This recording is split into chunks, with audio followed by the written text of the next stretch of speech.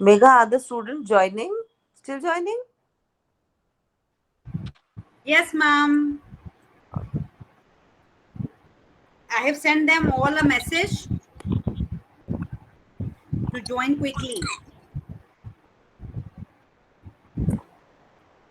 Is the speaker here? Yes, ma'am. Monica ma'am has joined. Uh, Hello, Monica ma'am. कहाँ गई दिख नहीं रही हैं? Hello. Hello, good evening, and welcome to your department again. Oh, thank you, Dr. Archana. Thank you. It's such a nice pleasure listening to you after so many years. Yes, yes. Well, all the students present here, I would like to just inform you informally that she's been my classmate. She was also a UGC GRF research scholar in the department, and we were classmates in graduation, post graduation, and of course, we can say in PhD also, right? Right, right. So I'm so happy to see you here, and No, this is a very let's good initiative, and since I'm on the group also, I could see so many new initiatives being taken by the department, and it's really nice. It's really nice on your part, and just the training of all senior teachers. I think which has enabled me to do so many things despite we are four and Professor Pradhan is retiring next month. So oh, only three. acha. Mm-hmm. Though the committee is well to be placed, the written exam is there. We have a number of seats, but as you know, no government policies कब लगे, कब होए, कब EC होए, तो उसके लिए आप कुछ Mm-hmm. नहीं कर सकते. But yes, a big struggling time for the department. Mm-hmm. But anyway, Struggling time meaning like the positions are vacant. Yes exactly मतलब भाई 9 में 3 रह गई हैं बस. 9 में हम 3 रह गए हैं और students have many folded after covid. The department is having more than 500 students. अच्छा. We are having M A self finance, then B A self finance. क्योंकि ऑनर्स का कोर्स बंद किया तो उधर के बच्चे इधर दे दिए, the subject being so popular. Hmm. ठीक है, तो ये हो गया. And in terms of research also, previously we had only one set of regular PhD. Now we are having regular PhD, part time PhD, international PhD, college PhD. College PhD क्या है? those who are not PhD and they have been like higher commission से MA NET करके नौकरी मिल गई है, तो वो भी एज कॉलेज कैंडिडेट क्या कहते हैं कर सकते हैं PhD, and they are super numeric. Okay, तो वो ओके, आपकी सीट में काउंट नहीं होते हैं. तो presently I had okay, to take only 2, but being super numeric I have to take 6. Okay. So we are being crushed out in burden, but नहीं, ये these are the positives and the negatives of psychology being popular because we in IGNOU also struggling. हमारा intake है approximately, as you said ना, COVID में it has gone up to 11,000 per year. wow. And 11,000 students per year across India. And it's a real challenge. It's a real challenge. And Government of India की कुछ policies हैं उसमें the program is being offered to African nations, Latin America. तो वहाँ का अलग challenges हैं. But anyway, psychology is seeing development in India, and जो एक बहुत अच्छा interest. But ये जो the initiative on your part is very good because इस समय ना बहुत ज़्यादा information है सारा. So बहुत बिल्कुल. बहुत information होना भी एक बहुत problematic चीज़ है. हम लोग के time में we didn't have any information, meaning the only the hard copies were available, and we used to study together. We used to go to the library, make our own notes, and so on. अभी क्या हो रहा है वो infodemic type का हो गया है, मीनिंग इतना सारा information, what to see and what not to see. I think that skill has to be there with the students. That skill has to be there because this the I am seeing in my students. यहाँ पे तो दिल्ली में तो इतना problem होता है, and with the click of a button you get everything. But what is to be accessed, what is to be read, what is to be copied, not copied, ये that थोड़ा सा उसके लिए एक मेंटरिंग की जरूरत होती है. नहीं बिल्कुल, actually Hmm. Struggle is everywhere. और पहले जैसे यूनिवर्सिटीज की जॉब होती थी ना, मुझे लगता है you will also agree, now the scene is not like that. It is so much of online work, so much of administrative work, like Correct, correct, correct. which I saw in my previous, like when we were studying. हाँ So, हाँ हाँ हाँ, so the मजे का. totally, मतलब it is a 360 change, Yeah. 360 degree change. हम लोग क्या तो खैर we are use to. Mm-hmm. हम लोग का थोड़ा सा डिफरेंट होता है कन्वेंशनल सिस्टम से. सो हमारा वर्किंग आवर्स भी it is something like 9:30 to 6, not as per the class. तो हमारा तो सिस्टम ही अलग है, तो उसमें भी इट इज 24/7 ही हो जाता है कभी कभी. तो that is little problematic. But anyways, so how many vacancies you have in Lucknow University for the faculty? अब जब अगर अगले अगले महीने प्रोफेसर प्रधान रिटायर हो जाएंगे, वो भी जोड़ लें, तो फिर Uh-huh. तो वो तो 6 फिर हो जाएंगी, 6 वेकेंट पोजीशंस। Open. हाँ नहीं, ओपन नहीं, उसमें कुछ वो तो स्टेट यूनिवर्सिटी है ना, रोस्टर चलता है ना। तो प्रोफेसर की ओबीसी में है, फिर एसोसिएट की एससी ओबीसी में है, असिस्टेंट प्रोफेसर की जनरल में है, और Okay. बाकी कॉन्ट्रैक्चुअल एडवर्टाइज हुई है for for the 2 courses that are self finance. तो हाँ इनका हाँ तो हाँ. रिटर्न हो गया है। Now I am just keeping my fingers cross कि अगर इस साल में, अब कभी इलेक्शन आ जाते हैं तो कभी कुछ आ जाता है। अब वो जनवरी में इंटरनेशनल साइंस कांग्रेस हो रही है, तो मे बी उसकी वजह से हो कि बाद में सब कराया जाए। Yeah, LU is holding that. Host, yes yes. Oh, our host vice institute. Chancellor is very dynamic, actually very very Mm-hmm. Dynamic. Mm-hmm. तो उसकी वजह से यूनिवर्सिटी का पूरा वर्किंग ही बहुत डिफरेंट हो गई। एंड हाँ. यंग लोगों को बहुत प्रमोट करते हैं, बिकॉज ही सेज कि उनका कहना ये है कि उम्र से सीनियरिटी नहीं होती, काम से सीनियरिटी होती है। हाँ. इफ यू नहीं, are that's working more than nice. You are a senior person. Mm-hmm. नहीं, that's nice. That's nice. तो वो जो पुराना एक माइंडसेट था ना, जो हम लोग के टाइम, Hmm. वो बिल्कुल थोड़ा उन्होंने रिप्लेस किया है पूरी यूनिवर्सिटी में। हाँ. नहीं, Ma'am, पहले एनीवेज, के we तो have बड़े अलग चीजें होती थी. पहले का तो सिस्टम ही एकदम डिफरेंट था थोड़ा सा. नहीं हम टीचिंग समझ वाज. गए। मेघा जी कहना चाह रही, मैम आप लोग बातें कर चुकी हो तो अब सच। नहीं नहीं, मेघा, प्लीज. जी मेघा मैम। 20-25 years पुराने दोस्त मिले हैं। वो प्लेटफॉर्म कुछ भी हो और कोई भी सुन रहा हो, भी डैम केयर। जी मैम। नहीं, लेकिन आपके टाइम को ध्यान में रखते हुए चलिए, once again Monica, welcome to this platform and welcome to your department. Okay, please go ahead Megha. Okay. Uh, I'll welcome you all to the fifth day of the online workshop on Wonders Hand Holding by Alumni. Today, it's my pleasure to introduce Dr. Monica Mishra, ma'am, who has completed her bachelor's from Isabella Thoban College, Lucknow, and her master's in psychology from the University of Lucknow. She has also completed her PhD from the Department of Psychology and has received UGC Junior Research Fellowship for her PhD work. She joined as an assistant professor in the discipline of psychology, School of Social Sciences, Indira Gandhi National Open Universities, which is popularly known as IGNOU, in 2010. She has developed courses in emerging areas like psychology and media, psychology of gender, school psychology, environmental psychology for the undergraduate programs at IGNOU. She is presently the program coordinator of the BA Psychology Honors and Research Degree programs at IGNOU. She has also been a resource person for JNU, NCRT, University of Delhi, and Allahabad University. She has presented and published papers on mental health, positive psychology, and research ethics. Her academic interests are environmental psychology, developmental psychology, psychology of gender, and research ethics. I would welcome you, ma'am, in this session. And Monica, ma'am, is today going to take 2 sessions. The first topic is research method, and the second topic is parametric and non-parametric test. Thank you so much, ma'am, for joining. The floor is all yours. Thank you, ma'am. Thank you, Dr. Megha. And at the Dr. Archana has raised her hand, I think. Ma'am, do you want to say something?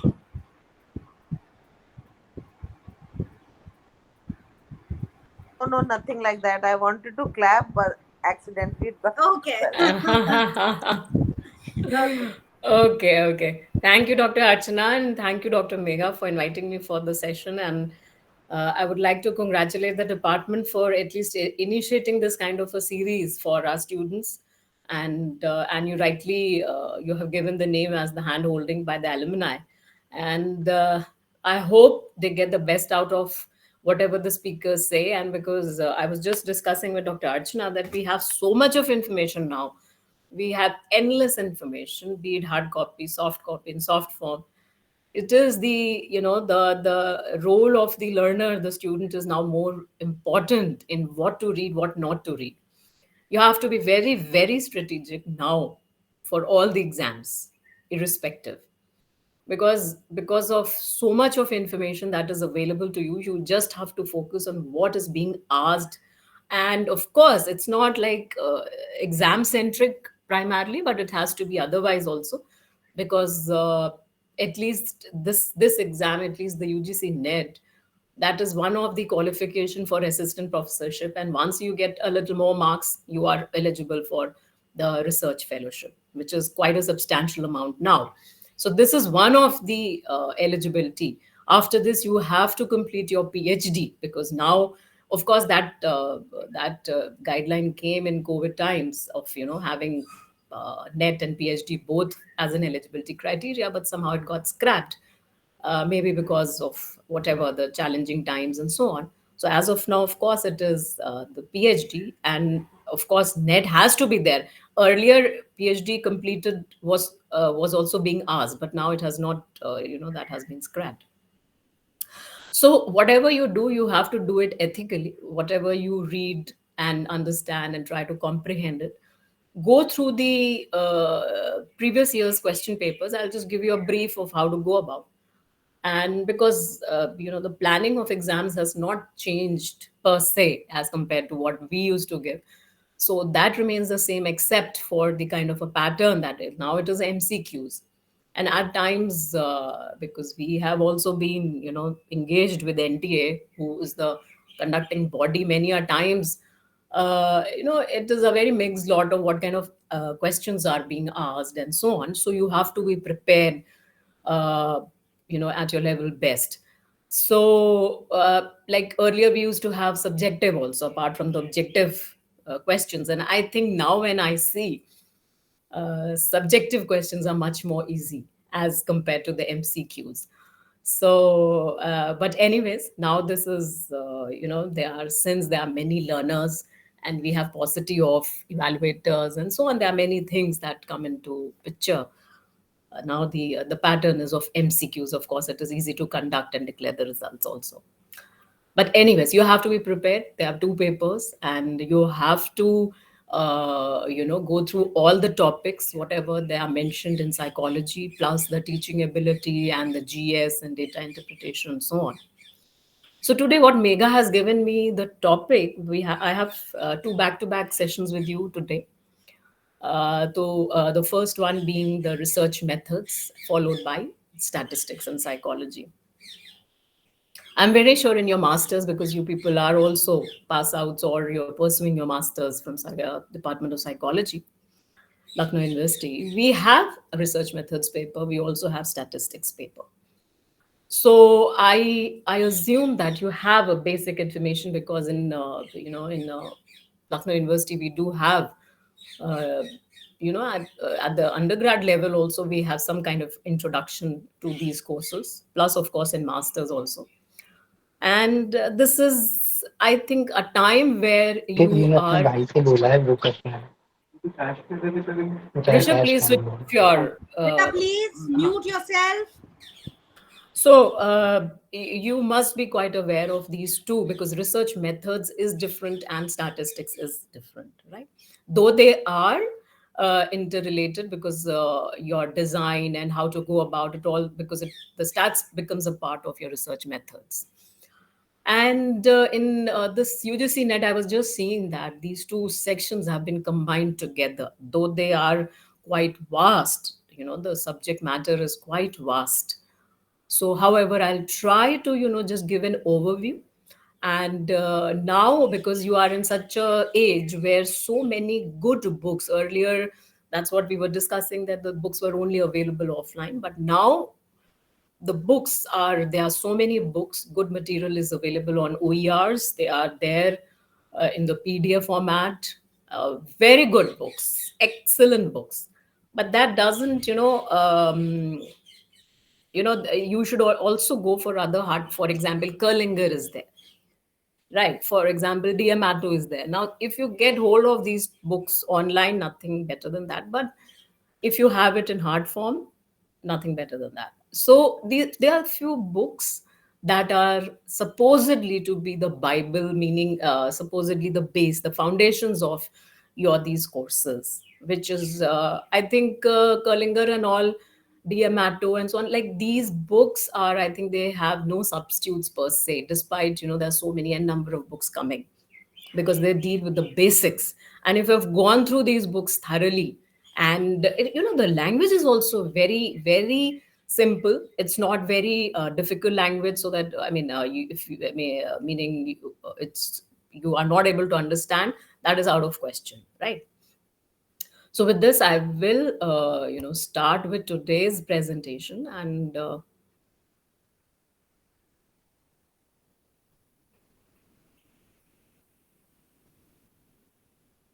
just give me one sec.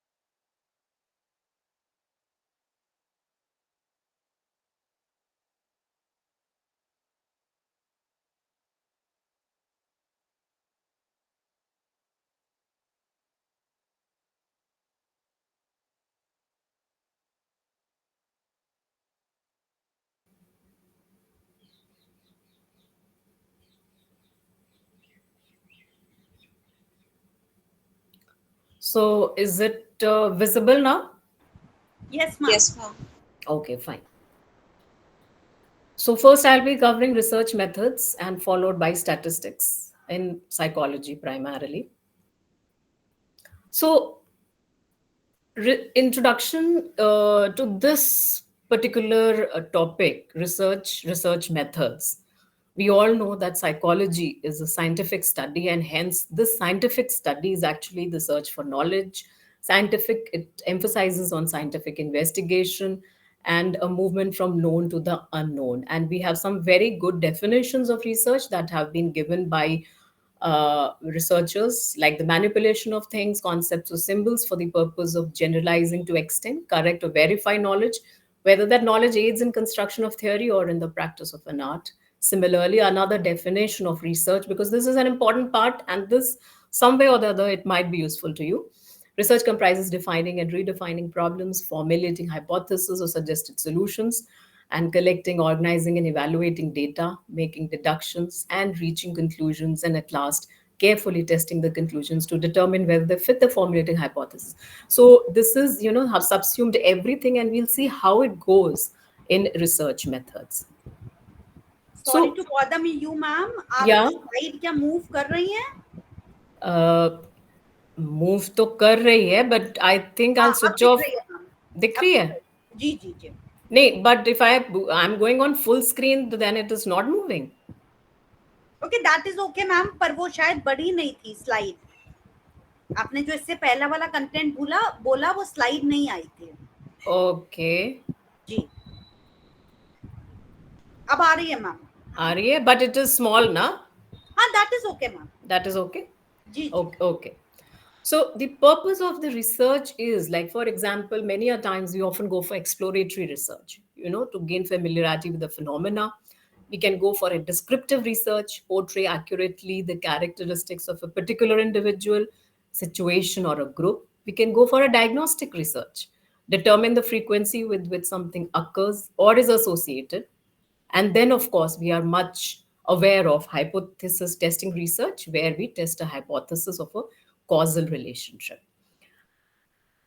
Uh, Ex post facto and the analytical, these are the descriptive or analytical type of research. For example, survey and fact finding inquiries, a description of the problem being studied, all kinds of comparative and correlational methods are incorporated in the descriptive or analytical, and it is ex post facto or analytical. And ex post facto, no control over variables. Many a times things have already happened, and then we try to explore the relationship, the causes, etc. So describes what happened or happening, used to discover causes. So this is many a times, or even at the master's level dissertation and all, we all pick up ex post facto studies. And then we have the analytical, using and analyzing already available facts and information to make critical evaluation. We are aware of the applied and the basic research. So applied research is like action based research, aims at finding solution to immediate problems based on discovering solutions for a concrete social problem, used to identify social, political, and economic trends affecting a particular group or community. While as, on the other hand, the pure, sorry, it should be pure or basic research, and there's wrong spelling. Based on generalization and formulation of a theory, because it starts with a theory, ends with a theory, and concerned with natural phenomena like pure science, to make generalization about human behavior, aimed at finding information having a broad base of applications. So here we know that basic research is so important, that when we want to come out with a theory and so on, when we want to generalize, of course, it also depends. We'll see how the design impacts, the sampling impacts our generalization, and so on. We'll just come on to that. But this is the basic difference between the applied and the basic research. You must have also, come across like the quantitative research and the qualitative research. Quantitative research is primarily based on the measurement of quantity or amount, collecting and analyzing numerical data based on phenomena that can be expressed in quantity, studies and states the facts as it is in quantity or frequency, and the patterns relationship, make predictions and test them.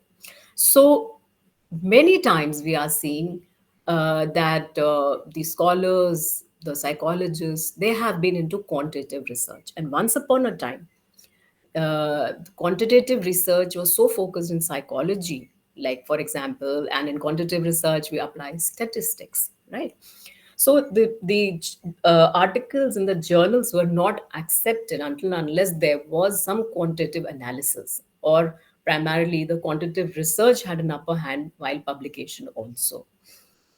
So, anything that we are assessing and analyzing quantitatively is a quantitative research, and accordingly, we have that kind of a design, right? We have research design according to that, right? We'll come on to the design part a bit later. Then we have qualitative research. When we talk about the qualitative research, it is based on a phenomena or a quality of a kind, used to understand people's beliefs, experience, attitude, behavior, and so on, aimed at discovering underlying motives and desires of human behavior. And the different subtypes can be motivation research, attitude, opinion research, and so on. And it involves non numerical information or data. So, uh, ma'am थोड़ा सा परेशानी हो रही समझने में, थोड़ा सा और जैसे हिंदी में हिंदी इंग्लिश मिक्स करके थोड़ा समझाइए ना, थोड़ा सा समझ में आ uh-huh. थोड़ा सा अच्छा, मिक्स कर दीजिए ना थोड़ा. ओके ओके ओके, ठीक है. देखो, क्वांटिटेटिव रिसर्च में अभी तक आप लोग भी बात कर सकते हैं कि आप लोग ने अभी क्वांटिटेटिव, अभी आपने मास्टर्स में कोई ऐसी स्टडी करी हो, छोटा सा डेजिटेशन हमारे पास, even in I think in UG also we had some field study, and अभी भी आप लोग के पास कोई डेजिटेशन वगैरह भी रहता है मास्टर्स में, है ना?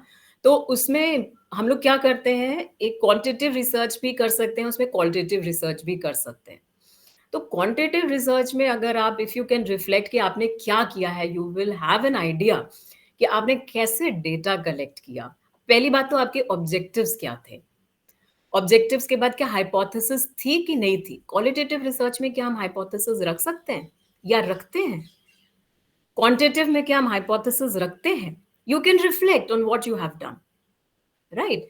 तो इसी से हमें पता चलता है कि क्वांटिटेटिव रिसर्च क्या होती है, क्वालिटेटिव। क्योंकि जैसे कि हमारे जो रिसर्च क्वेश्चंस हैं, जो एक प्रॉब्लम स्टेटमेंट होती है, प्रॉब्लम स्टेटमेंट से हमारे रिसर्च क्वेश्चंस निकलते हैं, and accordingly we have objectives and हम हाइपोथेसिस बनाते हैं। बट क्वालिटेटिव रिसर्च में क्या हमारी हाइपोथेसिस होती है कि हम कुछ अज्यूम करके चलते हैं? क्या कोई टेंटेटिव आंसर होता है? नहीं होता है, क्योंकि we are exploring beliefs, experience, एक छोटे एन के ऊपर, छोटे सैंपल के ऊपर हम इन डेप्थ स्टडी जब हम करते हैं, that is in qualitative research, right? Quantitative is just the other way around, जहां पे हम एन जो होता है, जो सैंपल साइज हमारा होता है, वो बड़ा होता है, कॉजल रिलेशनशिप हम फाइंड आउट करते हैं, प्रिडिक्शन हम लोग कर सकते हैं। और ये किस बेसिस पे? That is on the basis of statistics that we will be talking about, ठीक है? पैरामीट्रिक स्टैटिस्टिक्स और नॉन पैरामीट्रिक स्टैटिस्टिक्स। बहुत बार हम खुद ही जब, for example when I ask my students की what is the difference between quantitative research and qualitative research, so they are not able to explain the difference. जैसे कि हाँ, हम क्वालिटी के बारे में पढ़ाई करते हैं, क्वालिटी के बारे में बात करते हैं तो वो क्वालिटेटिव होता है, और जब हम नंबर्स के बारे में बात करते हैं तो वो quantitative. It is just not the numbers, it is how you collect data, how what are your objectives and hypothesis, and of course the analysis of the data gathered, right? There are also the conceptual and the empirical part. Conceptual is related to an abstract idea or concept and used to develop, interpret new concepts or ideas based on observing and analyzing already existing facts, and there are no practical experimentation involved. अगर आप खुद आप psychology का अगर इतिहास आप देखिए तो एम्पेरिकल स्टडीज के ऊपर ज्यादा झुकाव रहा है, क्योंकि बात स्टार्ट ही हुई है एक्सपेरिमेंटल साइकोलॉजी से एंड सोशल एक्सपेरिमेंटल साइकोलॉजी से, राइट? तो लैब्स में एक्सपेरिमेंट्स के ऊपर फोकस रहा है, और mostly in the contrived situations. तो एक एम्पेरिकल, एक जो पॉजिटिविज्म का जो यहाँ पे जो पैराडाइम्स की जब हम बात करेंगे, तो जो पॉजिटिविस्ट वाला जो अप्रोच है वो अधिकतर अपनाया गया है। But now we are seeing that among the social sciences it was psychology जिसमें सबसे ज्यादा क्वांटिफिकेशन की बात करी गई है, apart from economics of course. But अब जो there is a different trend actually, जिसमें हम देख रहे हैं कि क्वालिटेटिव एम्पेरिकल से अलावा भी अब qualitative research and of course with the mixed method approach is being adopted in the research, ठीक है? Empirical is based on the experiences or observations without depending on any theory, and it is data-based research, works on hypothesis and then tests it. Experiments are done under this design. There is a control over variables and manipulations of one of them to study the impact. So we know, अब हमने variables के बारे में, constructs of variables के बारे में हमने कहीं ना कहीं पढ़ रखा है, ठीक है? Independent variable, dependent variable, extraneous variable, even the confounding variables, right? तो एम्पेरिकल वगैरह में जब हम कंट्रोल एनवायरनमेंट की बात करते हैं, एक जो एक्सपेरिमेंटल, टिपिकल एक्सपेरिमेंटल डिजाइन जो होती है, जिसमें हम वेरिएबल्स को कंट्रोल कर सकते हैं, सो दैट इज, एक को हम मैनिपुलेट करेंगे, एक को control, so that is the basis of an empirical this thing research. Other forms होते हैं जैसे लॉन्गिट्यूडनल रिसर्च होती है, जो कि बहुत लंबे समय तक चलती है। सिमुलेशन होता है। Simulation is, of course, it's a created environment, or it is setting based, or it can be in field, clinical or diagnostic, that is case based, case study based। clinical psychology के area में अधिकतर हम लोग ये वाली research करते हैं। exploratory is based on exploring and development, Historical, it is based on historical sources. Conclusion oriented or decision oriented, this is upon the objectives. Now, there is always a confusion between what is research methods and what is methodology. आपने अक्सर देखा होगा, कई जगह आपने universities में देखा होगा कि पेपर का नाम ही होता है रिसर्च मेथड्स, या कभी कोई पेपर का नाम होता है रिसर्च मेथडोलॉजी, राइट? हम लोग जब थीसिस लिखते हैं तो उसमें रिसर्च मेथड्स होता है कि मेथडोलॉजी होता है, आप खुद रिफ्लेक्ट कर सकते हैं, because now you are at a stage where you can reflect on what you have done, try to connect it what you have done, meaning जो आप कहते हैं और जो प्रैक्टिस करते हैं उसके बीच में you need to find some connect. तो actually it is methods is an overarching thing. It includes all the methods and techniques that are used while conducting a research. ठीक है? टेक्निक्स, टूल्स, उसको operationalise हम कैसे करते हैं, यानी कि हम कंस्ट्रक्ट्स वगैरह को कैसे डिफाइन करते हैं, हम उसमें क्या स्टैटिस्टिक्स लगाते हैं, क्या, that is all methods. However, जब आप केस बेस पे आप बात करते हैं, सो that is when a person doing research, how they, what methodology that person is adopting for research, ways to systematically solve the research problem, science of studying how to conduct a research. So methodology is very, it is it's systematic, and meaning it is particular to a case, right? So methods and methodology में अब आप जब अपने dissertation का chapter लिखते हैं, so it is methodology, it is not research methods. So there you are dealing about yourself, about the study that you have undertaken. So now this is the kind of a flow chart that we follow while we are doing a research process. So we identify the problem. How do we identify the problem? It is after reviewing literature. जितनी भी जो भी constructs आपने जो लिए हैं, जो आपने वेरिएबल्स लिए हैं, उससे रिलेटेड अगर आपने क्या रिव्यू करा है शुरुआत से लेके अभी तक का, primarily we give focus to the last studies of the 2 decades. Then we set up our research question होते हैं, ऑब्जेक्टिव्स होते हैं, हाइपोथेसिस होते हैं, right? Depending upon what the problem is, right? Then we select a design. Now there are many types of design that will come, abhi hum log baat karenge. And then deciding on the sample design. अब sample हमें किस हिसाब से लेना है? क्या हमें convenient sample लेना है, snowball लेना है, purposive लेना है, random sample लेना है, stratified random लेना है? Now this all depends. So primarily क्या हो गया आपका, या तो आप probability sampling technique लेंगे या non probability sampling technique लेंगे. ये किसके ऊपर डिपेंड करता है? आपके ऑब्जेक्टिव्स के ऊपर डिपेंड करता है, right?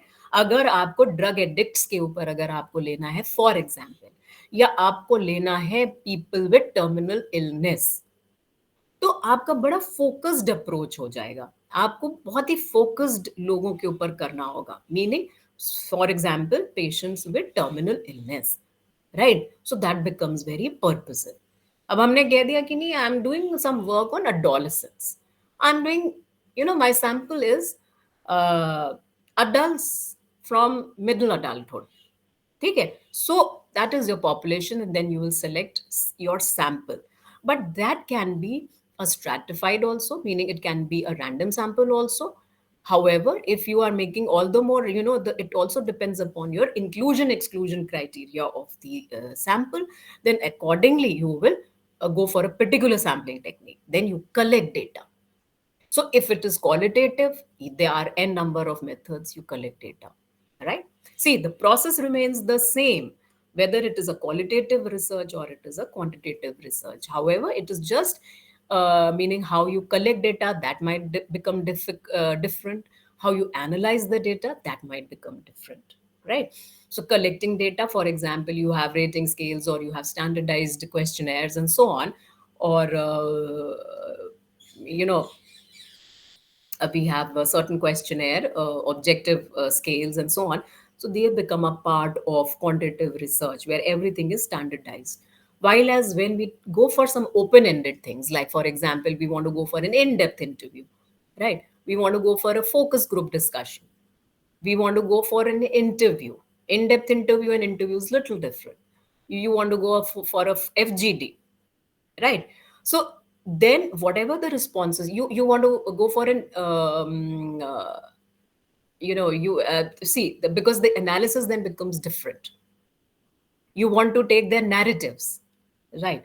Then how you have got your you have got the responses, you are going to transcribe them and you are going to interpret them, right? First you analyze them and then interpret them. So now the analysis part comes. So you have quantitative data collection, accordingly you will analyze it quantitatively, that is with the help of statistics, right? However, if it is a qualitative data collection, you will go for qualitative data analysis. Say, for example, if you have, meaning if you have collected data through an in-depth interview, this is just I'm giving you example. In-depth interview, then what you can do content analysis, you can do thematic analysis, you can follow any model with related to that. If you have gone for narrative, you can go a narrative analysis, because that's a total different than if it is a narratives through narrative and narrative analysis, then your object and your objectives and your methodology becomes little different.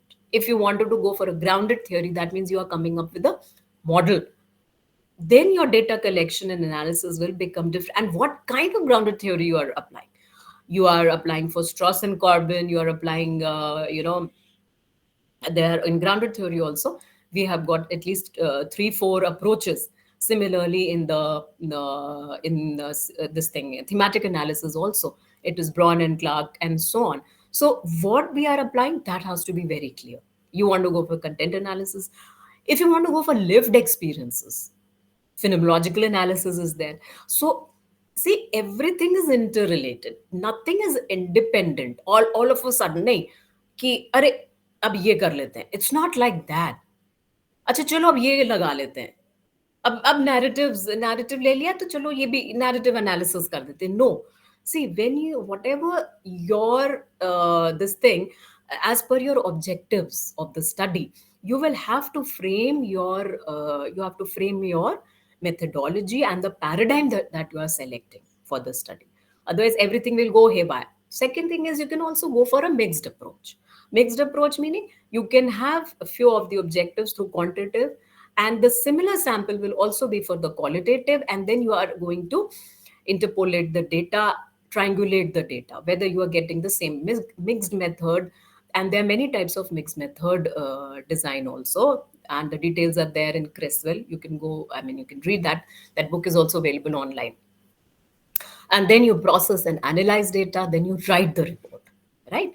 So they are writing report becomes important, because whatever the results they are, you need to interpret them, and finally you have to put it. And normally what in psychology we are following the APA style of referencing. So from very top to bottom we are following the APA system, even for the dissertation, even for the thesis, even for the journal articles, right? The structure goes like this only. So here जब हम कोई research problem हम identify करते हैं, बहुत बार ऐसा होता है कि साइकोलॉजी में we are trying to see, you will have to connect it, you will have to connect it with what is going around and what you are reading and what is going to be asked in the exams. It is nothing independent, right? Everything is interrelated. तो कभी कभी ऐसा होता है कि we have that in mind कि यार ये बड़ा interesting सा चीज़ है, let me study. No, but you will have to see the background of it. Anything that excites you and maybe instigates you, but you will have to be meaning how relevant it is, whether that is research worthy. That is one thing, whether that area, whether that particular theme or topic is research worthy or not. Just for the sake of doing, one should not be doing it. So it depends on the state of nature of the relationship between variables under study, and begins with the general area of interest for inquiry, of course, and because that interest only tells you how to go forward. Okay, so the statement of the objective is of basic importance because it determines the data which are to be collected, the characteristics of the data which are relevant, relations which are to be explored, choice of techniques to be used in these explorations, and the form of the final report. So this is very, if you break it up, it is very clear. Objective is of basic importance because then it tells you how the data will be collected, right? You want to go for a quantitative data collection or a qualitative, it depends upon your objectives. Now, the characteristics of the data which are relevant. So, what kind, for example, in qualitative, every word, every intonations, every the language, everything is so important because every even the pauses by the participant, everything has a specific meaning, and when you transcribe the data, that is all, that space is all always given. The relations which are to be explored, the choice of techniques to be used in these explorations, and the final report. Now, initially it is stated in general way and later formulated for a research question. This is understanding and dreaming about the problem and rephrasing it into a meaningful way in an analytical point of view. You have a conceptual literature review that is needed for the problem formulation, and it follows a sequential pattern. Because if you see how you collect review, sorry, if you how you go for the literature review, it is also, there is a you review the studies. There also you have an intro, a body, and a conclusion. The pattern emerging from the literature review, right? It is not just you put all the studies together and then, no, you need to identify what are the gaps. So that is very important, the review of literature. So review of literature, and now of course we have so many online review, because for example, I'll give you some example, like for meta analysis or systematic review, we have the online these forums like Google search, PubMed, and so on, where we have endless studies listed, and there we are going to review the constructs, we are going to review our variables under study. So whatever the problem is, accordingly the literature is reviewed, an overview of the previously published work related to the topic of inquiry. So this review of literature is primarily the overview of whatever has been done. जो पहले जो studies हो चुकी हैं शुरुआत से लेके और अभी तक का, उस सबका आपको रिव्यू करना होता है कि how they are related to your study, कहाँ से शुरुआत हुई, and where there are gaps, because repeated, no doubt research is, you can replicate it, you can repeat it, but अगर कोई बहुत कॉमन चीज बार बार हो चुकी है, there is no point, then it becomes redundant, right? So includes the critical evaluation of the previous information or data source related to a research problem being studied. It includes abstracting the original piece of information like the academic journals, research reports, conference proceedings, books, etc. And it is written down in a form of summary with appropriate citations in the research report. So what is happening is, इसमें अब क्या कर रहे हैं, सारे जो journal articles, I remember we used to go to the library to find out, abstracts. Then we used to, write to the library for कि we want the full article. Now, so many things, mostly invariably everything is digitized. So अभी तो हमने फट से whatever, now your smartness is कि what we want in the search engine, what keywords we are putting in, right? क्योंकि I am very sure कि जो आप डालेंगे और जो हम डालेंगे, there will be a difference. Even what Megha puts, that might be different, or Dr. Archana, whatever she puts, it might be, the result might be different. You know what I'm trying to say? So the key is what exact words जो आप Google search पे आप डाल रहे हैं, क्योंकि जो digitized version है, you are getting that only. Plagiarism check वगैरह जो होता है ना, प्लेजरिज्म चेक भी वही होगा जो मटेरियल आपका जो डिजिटाइज्ड फॉर्म में ऑनलाइन पड़ा हुआ है. सो एक हार्ड जो आपकी जो बुक्स हैं, जो जर्नल्स, जो फिजिकल फॉर्म में, it is equally important to go through them also. आपके शहर में इंपॉर्टेंट लाइब्रेरीज हैं, there are so many important libraries which you have to go and access the material and so on, right?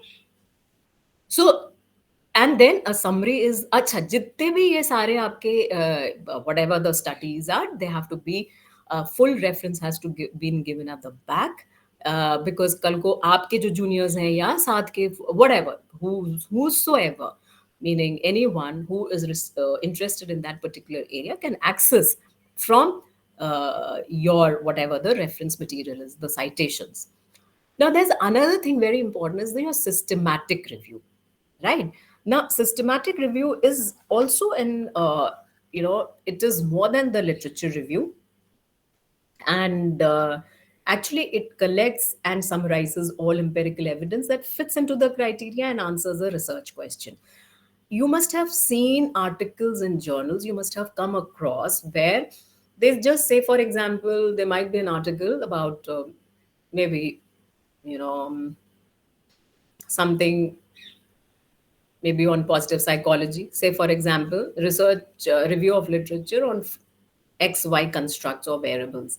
There might be a review of literature, but systematic review is again an advanced level search where again you have an objective, right? Just like any particular research, systematic review also has a kind of an objective where you will be including those studies that fit in your objective, right? Then we have meta analysis. Now, as the name suggests, meta analysis. Now, you are going to analyze the different studies, right? So it is this, and how you're going to do it, you are going with the help of a statistical method. So for meta analysis, it is with the help of statistical methods to summarize all the results of a particular study. Say for example, you want to first of all Meta analysis में 3 से 4 authors, minimum 3 authors चाहिए होते हैं, because it's a very it is a statistical method of analysing the studies already done in that particular area. तो उसमें भी आपकी Meta analysis में भी आपके ऑब्जेक्टिव्स होते हैं. There are certain hypotheses if you want to take, and then a statistical there are ways like the pico method etc, जो कि मेटा एनालिसिस में हम लगाते हैं, and we come on to the conclusion. Many a times what is happening is कि सब पे Meta analysis नहीं लग सकती है, ठीक है? सारे कॉन्स्ट्रक्ट्स पे मेटा एनालिसिस, बहुत सारे कॉन्स्ट्रक्ट्स हैं जिसके ऊपर स्टडी नहीं हुई है, तो उसके ऊपर हम मेटा एनालिसिस भी नहीं कर सकते हैं. Meta analysis is very advanced kind of a study that is and it's highly acknowledged actually. If the researchers do meta analysis, they're highly acknowledged. So there we give it as an integrative review. Integrative review मतलब उसमें बहुत ज़्यादा आप statistically आप नहीं कर सकते हैं, but then the studies are integrated and summarized. Now coming on to the variables, right? Now variables or constructs, जैसे कि a concept that has been taken and how it varies in your research. It can be referred to a person, group, thing, phenomenon, etc. that is being studied. ये आप लोग ने variables का नाम सुना होगा, और कई तरीके के variables होते हैं, right? Dependent variable, independent variable, control variable, intervening variables, extraneous variables. So these variables, इन्हीं का हम किसी को मतलब कोई control variable होगा, किसी का impact हम किसी के ऊपर देखेंगे, right? तो ये सारे variables जो होते हैं, these are very important for research methods perspective. Now, operational definition. Everything has to be operationalized. For example, if you are saying stress, stress is a general word. How you have defined it in your research, how you have operationalized, right? So that becomes important. So specific way of measuring the variable constructs under your study. It has to be clear, concise, detailed according to the objectives of the study. Also states the procedure a researcher will use to measure the variable, and it is designed to explain the variable and the theoretical definition related to it. It includes the procedure, action, or process.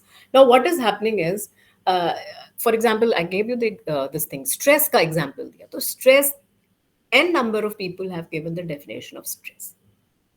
पर आपने for example आपने कहा नहीं, हमें जो सेलिये ने model दिया है, हैंस सेलिये ने जो मॉडल दिया है, now I will try to replicate in the Indian scenario. Let me see that definition, and जो उन्होंने जो 3 stage का मॉडल दिया है, let me see, I will try to replicate, and with that that is my operational definition of stress in my study. I will follow the same pattern what Selye followed कि उन्होंने जैसे भी measure किया था. So if you take so this is just an example. Stress has been given differently by different people. how you are operationally defining it in your study with that given, with that kind of a sample, and how you are going to assess that. That becomes very important. Are you assessing it with the help of some standardized questionnaire? जैसे मान लो कि किसी psychologist ने जो definition दी है, क्या उन्होंने वो स्केल भी बनाया है, and you are using the same scale to identify, to assess stress among your participants? So this is how you operationally define. And operational definition is very important in your research, and it is important part of research methods. Now, how you develop hypothesis? You have come across many types of hypothesis, but what is hypothesis? And is it there in a qualitative research? Is it only there in quantitative, or it can be in both? Just reflect on that. So, hypothesis is a tentative assumption made in order to draw out and test its logical or empirical consequences. तो क्या हम assumption लेके चल सकते हैं qualitative research में? Is it possible? I think it is not. So, hypothesis becomes important for quantitative research. It has an important role in research, and it has to be specific and limited to the research. It guides the research, it has to be tested, and the results are solely dependent on them. Indicates the type of data required, method of data analysis, maintains the focus on the important facets of research, and specification of working hypothesis is a basic step needed. Not every research design involves hypothesis of one kind. So this can be this is very interesting that every research design doesn't have any hypothesis, and but for a quantitative research it becomes very important. कैसे, and ये क्या होता है, ये हम अपने objectives जो research के जो डिफाइन करेंगे, जो लेके चलेंगे, उसी के बेसिस पे ही हम हाइपोथेसिस लेंगे. और किस टाइप की हाइपोथेसिस लेंगे? नल हाइपोथेसिस लेके चल रहे हैं, क्योंकि जो हम हाइपोथेसिस लेंगे उसी के हिसाब से हम आपके एसेस करेंगे, जो डेटा हम कलेक्ट करेंगे, and then accordingly we will try to analyse the data collected. So hypothesis, we fail to accept, we fail to reject the null hypothesis, या रिजेक्ट हो रही है null hypothesis. अगर null hypothesis रिजेक्ट होती तो alternative hypothesis होती है. क्या डायरेक्शनल hypothesis या non directional hypothesis is more important? So these are few of the things that one has to keep in mind. Sampling in research. Now, sampling also, it is important, right? Sampling design is a plan determined to understand and define the population under study. कैसे आप data collect करेंगे? कैसे आप participants को आप लेंगे? That is very important. किसी को pick के आप किसी के ऊपर भी आप study कर सकते हैं. So, what the question is कि whether it has to be probability sampling or non-probability sampling. So probability is just the random sampling. Now every person has an equal chance. तो ये चाहे आप चिट्स से कर सकते हैं, रैंडम ऑर्डर टेबल से कर सकते हैं, बहुत तरीके होते हैं रैंडम सिलेक्शन के लिए. So random sampling, systematic sampling, stratified sampling, cluster area sampling, ये कॉमन तरीके हैं, सैम्पलिंग टेक्निक्स हैं जो कि हमें मेंशन करना होता है when you are making a synopsis. और इससे भी सवाल आ सकते हैं आपके नेट के एग्जाम में, ये सारे कि this is an example, for example कि they might give you some statement और ये पूछ सकते हैं कि ये किसका एग्जाम्पल है, ये रैंडम सैम्पलिंग का एग्जाम्पल है, सिस्टमैटिक सैम्पलिंग का एग्जाम्पल है, स्ट्रैटिफाइड है कि स्नोबॉल सैम्पलिंग है. तो एक तो आपको एलिमिनेट करना भी आना चाहिए, राइट? कि जो प्रोबेबिलिटी सैम्पलिंग है, नॉन प्रोब, पहले तो इसकी खास बात क्या है कि every person has the equal chance of being selected. That is, and non-probability is non-random, convenience sampling, quota sampling, snowball sampling, by word of mouth, या हम जिसको जानते हैं हमने सिर्फ उसी को लिया. ठीक है, तो इसमें क्या है, then it will have certain consequences. For example, कि क्या results, जैसे आप data collect करेंगे ना, it is very important what kind of data you get and how you will generalize it. क्योंकि मुद्दा तो यहाँ पे generalization का है.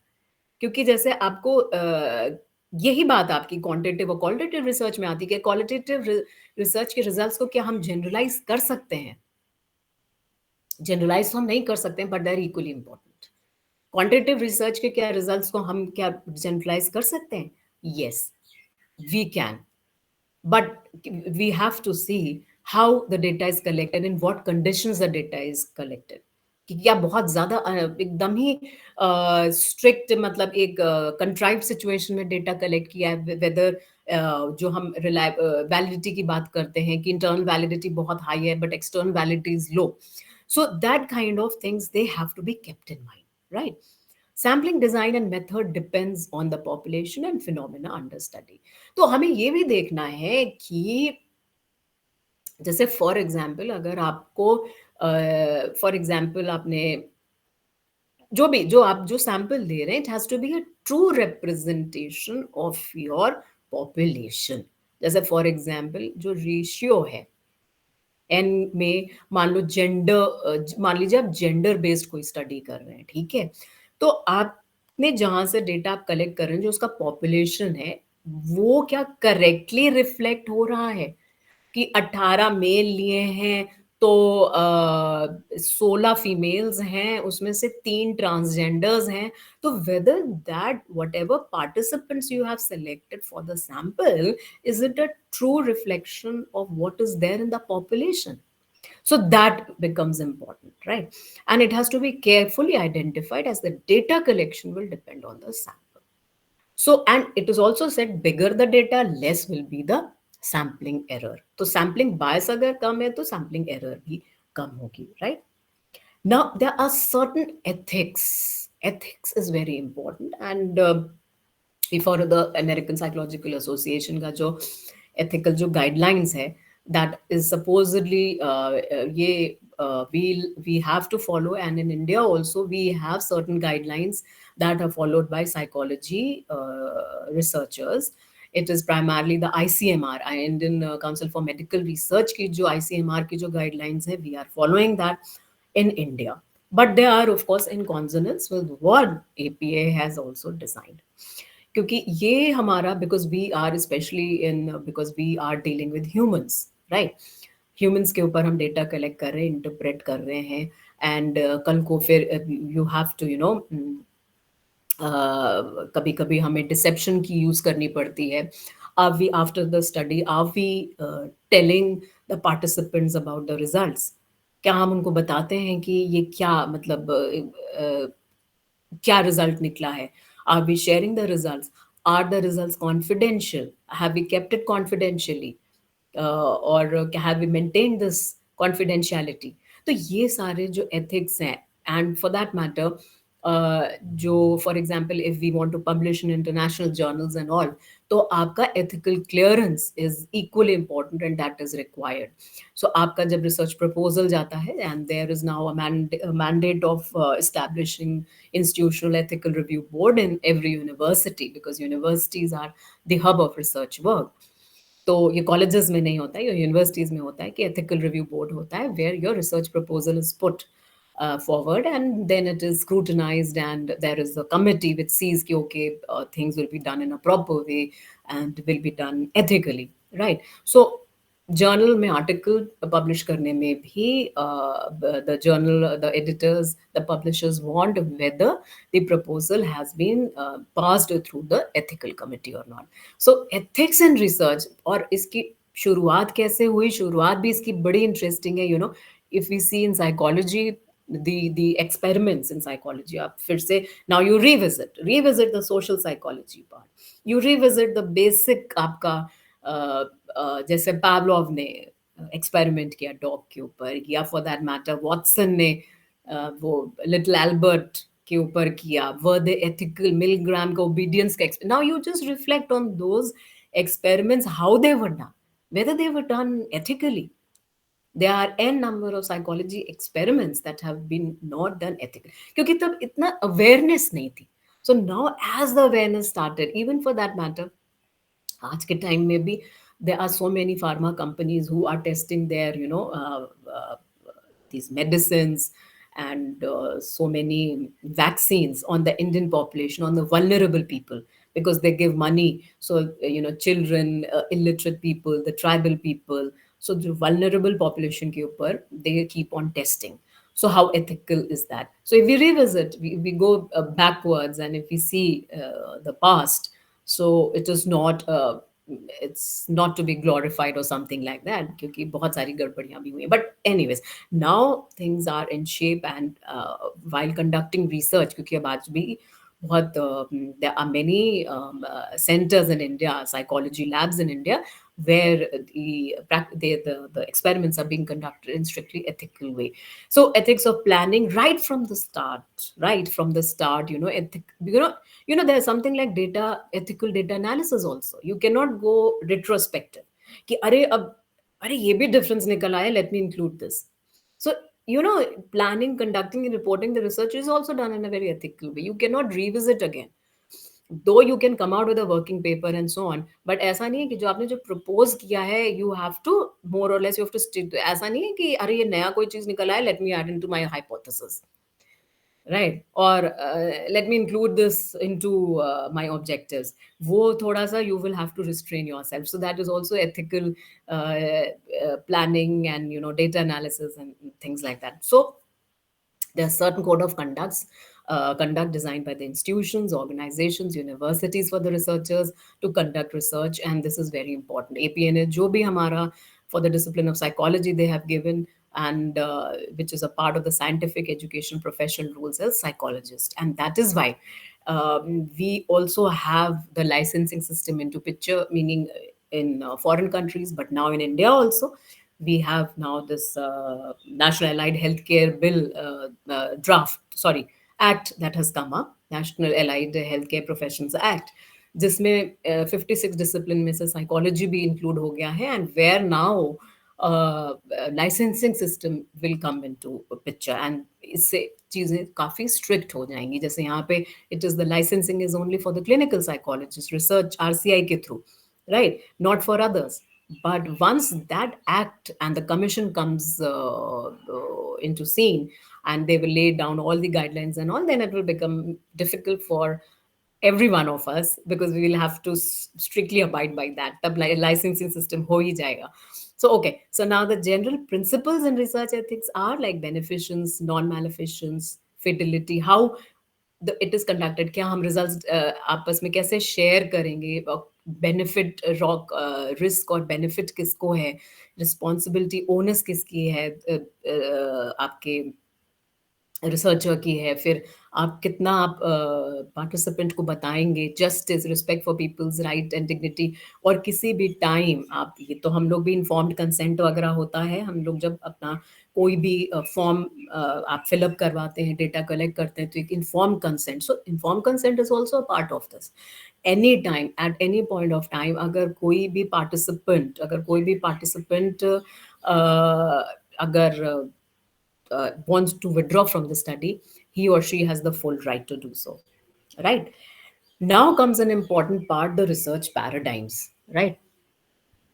When we say paradigm, right, paradigm is a general viewpoint or a set of beliefs or patterns or ideas that includes the cultural perspective, worldview, ideologies, mindset. And जो world view की जो बात करी, ये क्रेसवेल ने, देखिए ये प्राइमरली जो रिसर्च मेथड्स की किताबें हैं ना, और स्टैटिस्टिक्स की किताबें हैं, तो उसमें आपको ये देखना पड़ेगा कि ओवरऑल कौन क्या कह रहा है. ठीक है, क्योंकि कभी जैसे वर्ल्ड व्यू का जो कॉन्सेप्ट है, ये क्रेसवेल ने यूज किया है इन रिसर्च पैराडाइम्स. ठीक है, तो इसी आइडियोलॉजी एक क्या फ्रेमवर्क जो रिसर्च का है, क्या वो है जिसमें, क्योंकि it has the basic assumptions उस पर्टिकुलर पैराडाइम को लेकर के, they are basic assumptions.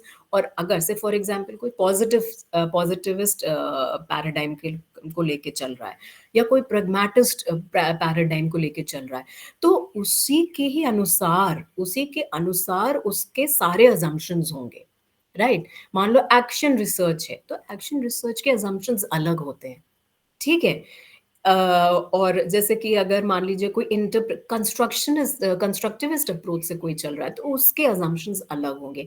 So this research paradigm becomes very important for the researchers of how the problems are being understood and how they are addressed. क्योंकि एक pragmatist का approach एक अलग होगा, एक पॉजिटिविस्ट का एक अलग होगा.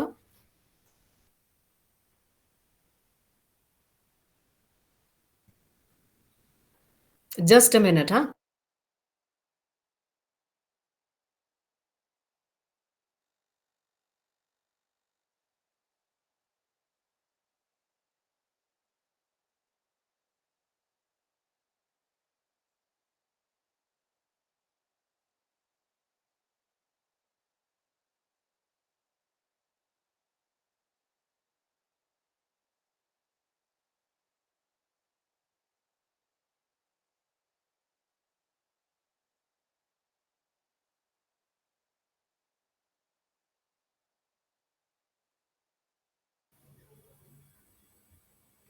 So there is nothing to be afraid of, meaning you will have to summarize it in your own way, because there are many researchers, there are many psychologists जिन्होंने अपने हिसाब से interpret किया है, but the basic assumptions, the underlying assumptions are same.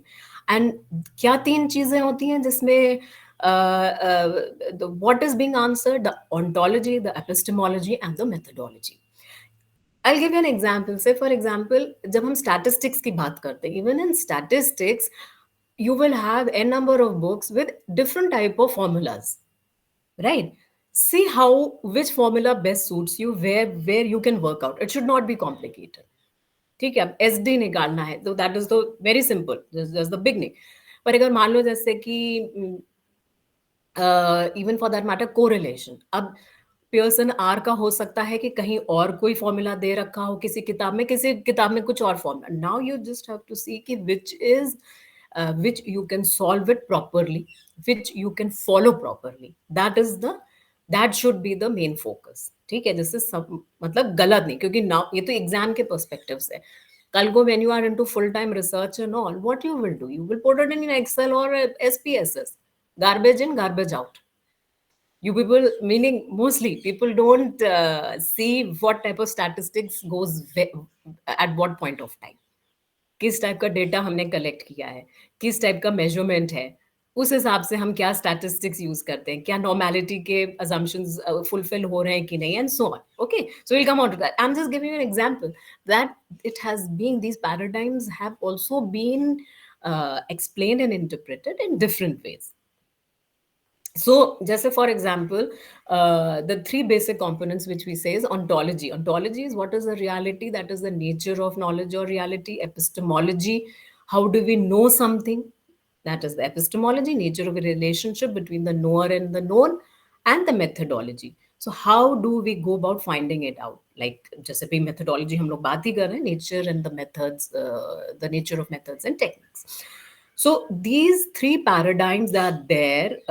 These three aspects, components are there present in all positivist paradigm, in constructivist, interpretivist paradigm, and the pragmatist paradigm.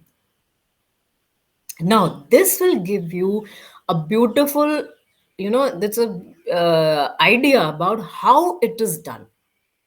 This will resolve everything. This research onion is a very nice way of explaining the entire thing. If you see these circles, the concentric circles, if we see from outside, we have the basic philosophies, right? The basic philosophies, we have positivism, realism, interpretivism, objectivism, subjectivism, pragmatism, functionalism, radical humanist, radical structural, and so on. Right. Now you see that from positivism to radical structuralism, it is coming like this, where it is coming from deductivism to inductivism. Right. If you see the second circle, that is the approaches. The more empirical, the more scientific it is deductive. Right. And the more it becomes open ended and qualitative, it becomes inductive. Right. Now, how you're collecting data, you go further inside. What are the strategies? Experiment, survey, case study, action research, grounded theory, ethnography, archival research. Now, in grounded theory, what is happening is, see, there you are very, that experiment pe hum data collect kar rahe hain, through experiments and all, and survey also, case studies also. Grounded theory. In grounded theory, the data is grounded, right? So you collect the data, and data collection and analysis goes side by side, right? In grounded theory. Ethnography is an overarching thing. It In ethnographic study, there are data collection methods and data analysis methods, right? So this is again, it's a strategy. Ethnography is a strategy. It subsumes many techniques, tools, and techniques to collect data and to analyze.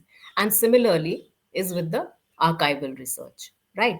When you go further inside, right? When you go further inside, you have the mono method, the mix method, and the multi method. Again, what kind of choices you want to make, meaning what kind of, like, you are only sticking to just one method of data collection analysis or mixed method, and it all depends upon your objectives and hypothesis. Then we have cross sectional and longitudinal. Of course, longitudinal is your it's a cross, it's quite lengthy for a period of time, and the cross sectional is at one particular time the data is collected. And then in the innermost, it is the data collection and data analysis.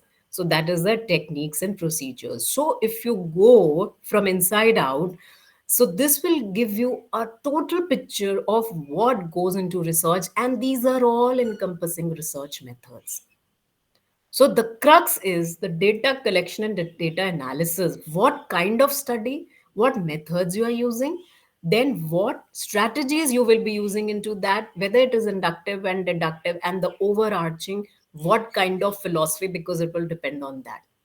Whether it is pragmatist, it is interpretive, it is positivist, going for experiments and all, it is deductive, and so on. So this will give you a fair idea कि क्या research में है, क्या करना है हमें. And there is no overlapping, meaning there is no confusion.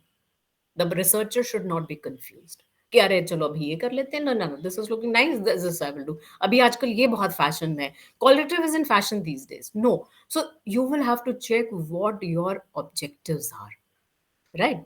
So nothing of कि ये बहुत in है and that is out and so on, right?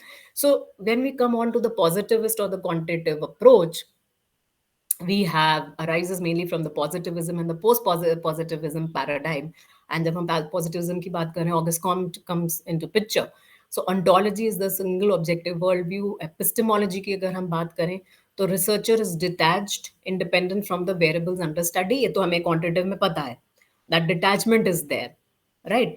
तो क्योंकि जब हम qualitative की बात करते हैं, तो that reflexivity is there and saturation of data is also there, but it is all related. Axiology, study of underlying values. Researcher acts in a value free and unbiased manner, और इसीलिए जो less subjectivity रहती है आपके quantitative में, and hence it is more preferred because then it is also generalized. Rhetorical, that is the use of language. It is impersonal, formal, rule-based text, etc. And methodology is deduction-based, cause-effect relationship, and context-free method. So this is the quantitative approach, that is the positivist paradigm primarily, which आप ये देखिए कि यही major assumptions होते हैं. ठीक है, major assumptions यही है, cause and effect, because we are not inductive. हमारा qualitative में if we compare this with this qualitative, that is the interpretivist. So this is constructivism, pragmatism, critical theory approach में ontology इसका क्या है? If we see multiple subjectively derived realities coexist. Now subjectivity is of course there. Many things can coexist together. Epistemology is researcher interacts with the phenomena, and axiology, researchers set in a value laden and biased fashion. अब इसमें subjectivity तो है ही, right? For example, अब जैसे ethnography में, if you see now they are in the auto ethnography is also one medium. एक technique आ गई auto ethnography where the researcher himself or herself is doing upon himself. Digital ethnography has also come, right? So and it can be biased. It can be biased, and that is why qualitative का generalization is थोड़ा सा problematic रहता है. Rhetorical use of personalized, informal, and context-based language, and methodology is induction, multi-process intervention, context-free method, right? We'll have to rush a bit, and then mixed method paradigm. This is very interesting, and which is actually ये method बहुत ही important है, and researchers are giving importance to it, where they have tried to mix both the quantitative and the qualitative, right? So enables the collecting, analyzing, and integrating of data both from quantitative and qualitative methods in a single study or series of studies. to understand a research problem and believe that reality is constantly renegotiated, debated, interpreted. अब इसमें क्या हो रहा है ना, same sample के ऊपर हम क्वालिटेटिव और क्वांटिटेटिव और सेम रिजल्ट्स कोरोबरेट हो रहे हैं एक दूसरे से, ट्राइंगुलेशन की जब हम बात करते हैं तो वो इससे ही निकल के आता है. Ontology, reality is constantly renegotiated or debated, interpreted in light of its usefulness in new unpredictable situations. Epistemology, best method is one that solves the problem. Finding out is the means changing underlying aim. And जैसे methodologies का क्या, mixed method, design based action research, and then in the methods we try to combine both the quantitative, qualitative, data mining, expert review, and etc. So this is actually how both the things are brought together, but provided your objective should support that, right? Now, we all know there are important research methods. For example, observation. Many a times we are using observation. So this is one method of data collection. So observation can be used in ethnography also. Observation can be used independently also. So, through observing and participatory study, as the researcher has to immerse themselves in the research setting. So, that immersion is important. Immerse. This immerse thing is not there in the quantitative. Data collection method में watching, listening, reading, touching, recording behavior, characters of phenomena can be conducted in two manners, that is structured and unstructured. तो observation में हमने बहुत बार देखा है कि social psychology में कितनी बार एक्सपेरिमेंट्स जो हुए हैं, they have used observation method. Observing method, now this is used in both qualitative and quantitative. जिसमें फॉर एग्जाम्पल क्वेश्चनर, मान लो कोई स्टैंडर्डाइज्ड क्वेश्चन आ रहा है, so that is used in a quantitative study. It is conducted in order to gather large size information in a short period of time. तो अगर जैसे हमें हार्ड कॉपी में लेना है, अब हमें ऑनलाइन, अब गूगल फॉर्म एक आ गया है, ठीक है, तो अब इसमें क्या है कि हम क्वेश्चनर्स को हम भेज देते हैं, and that is when at large बहुत सारा अगर हमें करना, जैसे फॉर एग्जांपल एपिडेमियोलॉजिकल स्टडीज होती है, उसमें क्या है, क्वेश्चनर्स होते हैं. नाउ इंटरव्यूज आर देयर, सर्वे में हम इंटरव्यूज भी यूज कर सकते हैं. Now, interviews, again, they can be structured, semi-structured, unstructured, and data is collected via face-to-face, telephone, video, audio conference. ये data collection तो इनका सबका बहुत आसान होता है, but the analysis becomes difficult. क्योंकि जब इंटरव्यू को हम कैसे करेंगे, मान लो कंटेंट एनालिसिस कर रहे हैं, थीमेटिक एनालिसिस कर रहे हैं, what we are doing, right? Then again it depends कि what we are, like content analysis में फ्रीक्वेंसीज को हम देखते हैं, या फॉर एग्जांपल डिस्कोर्स एनालिसिस कर रहे हैं, या मीडिया टेक्स्ट एनालिसिस हम कर रहे हैं. What is the objective, what is conversational analysis है, what is the objective of my research, मतलब मेन उसमें वही निकल के आता है. Experimental method. Now, experimental method is we are all aware कि इसमें scientific investigation है, and then we have many kind of designs also in experiments. Before and after, without control होता है, after only with control design. So there is one group as control जिसमें हम treatment नहीं देते हैं. So before and after with control design. And then we have formal experimental where we have randomized design, randomized block, Latin square, factorial design, and Latin square design वगैरह तो अब कम use होता है, but these are all experimental design only.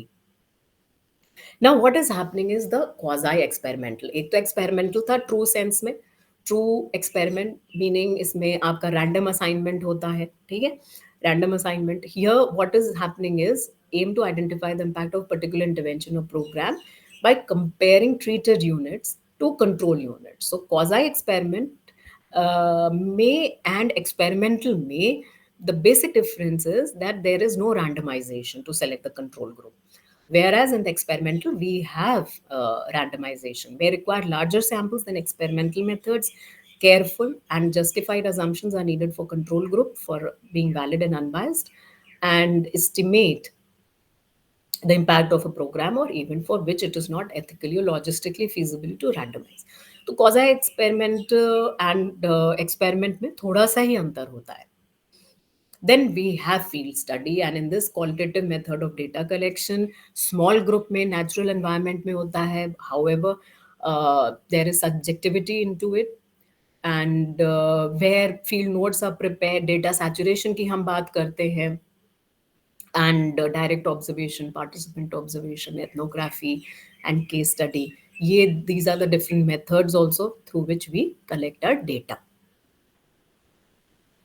Again, there is another method, that is the cross cultural method, and it is a systematic study investigating cultural differences in behavior and phenomena between two or more cultures. And methodological concerns इसमें हो सकते हैं. We have to be, one has to be culturally fair. Psychological method, indigenous cultural studies, cross cultural comparison. So we have actually, I'm giving you example again and again of social psychology, because we started, and now there is a branch altogether of indigenous psychology, and we have cross cultural psychology. Now we have also there is black psychology and African psychology coming up. So that there are so many cross cultural studies now that are taking place, because and they also follow the same methods. Now, phenomenology. Now, these are all kind of the phenomenology is kind of an approach, right? Because this is a research approach, and accordingly, if it's a phenomenological research, you will have to frame your objectives accordingly. You have to collect data accordingly, right? For example, if you want to go for lived experience, the best will be phenomenology, right? If we want to say, after post traumatic stress disorder, something like that, after, and you are taking narratives, so narrative analysis. So what is your uh, objective? So that approach depends upon that. Investigates the daily experience of people while suspending the researchers preconceived assumptions about the phenomena. It assumes that people use a universal structure or a sense to make sense of their experience. So actually, what I feel, because right now I'm also into qualitative research, parallel both to quantitative, your language should be good. अगर language में थोड़ा सा अगर कुछ दिक्कत है, because it's not mechanical, right? It's not very, it's there is no kind of exact protocol, though there are certain, like for example in thematic analysis, there if you are following say for example Braun and Clark, they have given certain steps.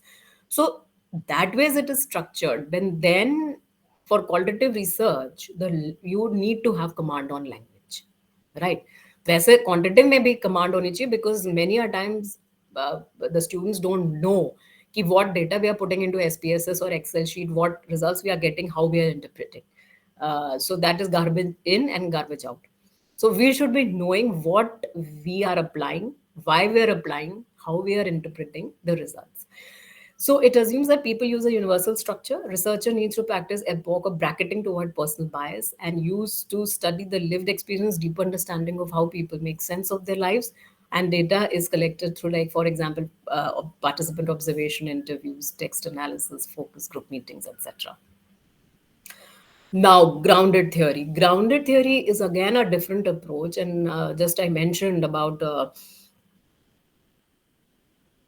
Strauss and Corbin. They are majorly, there are, I think, three approaches for grounded theory, where if the researcher wants to come up with a model, so grounded up theory is the best. So it enables to seek out and conceptualize the latent social patterns and structures of the area of interest through the process of constant comparison.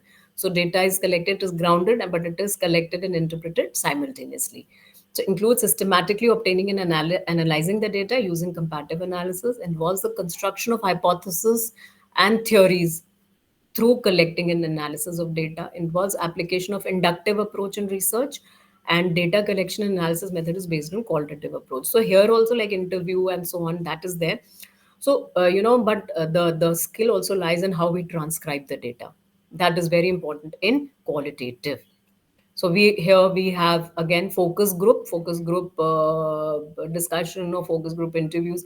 They again are very important in qualitative research. Sample size to be about 10. So actually, these all qualitative methods. There we tend to have less small n. And the selection needs to be cautious, as the participants need to have adequate knowledge of the topic and theme, especially in focus group, because here we are going to introduce one topic and then everyone will be discussing. तो ये एक जो same जो हमारा inclusion criteria होता है ना, जो पार्टिसिपेंट्स का in focus group, that has to be, ये थोड़ा हमें ध्यान से लेना पड़ता है. So because they have to the same जो characteristics हैं वही होना पड़ेगा. And participants openly share opinions and are free to convince other participants of their ideas. Researcher takes notes and records the session, and इसमें आपका two-way group, participant, moderator, online panel, etc. There are various ways in which we can do focus groups. And again, as I mentioned, this is narrative inquiry. Narrative में interviews recorded or and in-depth detail होती है इसमें, biography or life history. It also depends कि हमारा objective क्या है. So मैं it relies heavily narrative, narrate करना. So narrate is actually depends upon memory of the participant. So वो जैसे recollect करके बताएंगे, and then how the researcher notes it down and interprets. So it is very time consuming, and the information is, of course, collected and interpreted accordingly. Case study. There was also case study पे अक्सर सवाल आता है net में, and it is an in-depth investigation about a person, group, event, etc. And the information is mainly biographical, relates to events in individual past as well as to significant events occurring in his or her daily life. ये qualitative method है जिससे data case study में भी um, don't confuse between case history and case study. So case study is a method. Case history is not a method. उसका एक अलग तरीका है data collect करने का. And this is through via interviews, observations, and it is a long process to collect data, and the observations are noted every day. And it sheds light on aspects of human thinking, behavior that would be unethical or impractical to study.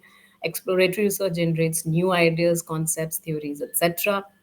However, it lacks scientific base and difficulty in conducting and replication of the study.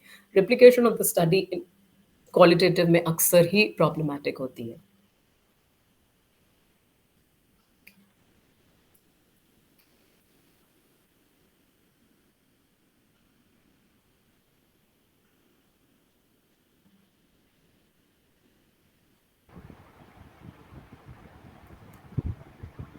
So we have ethnography, and ethnography is a qualitative approach involving researchers' observation and or interaction with studies participants. Allows to, this is a gaining deep understanding and social dynamics. It is popularly used in anthropological studies. We know that ethnography is also used a lot in sociology. And regular participation and keen observation in the field, and it is time, however it is quite time consuming. And now we also have active and passive. These are the two important types, but now auto ethnography has come up, we have digital ethnography and so on. Okay, now this we come on to the second part, that is statistics, right? So if we start with statistics, I'm sure that you are quite aware of this particular area. And statistics, we have primarily, we all know that descriptive and inferential statistics is there. Hmm? Now in descriptive statistics, how that is a general description, right? How the data is, it gives you the how it describes the data, like the central tendency and variability, dispersion, etc. However, in inferential, when we want to go for generalization, right, and testing of hypotheses, etc., that is inferential, where your parametric and non-parametric comes into picture.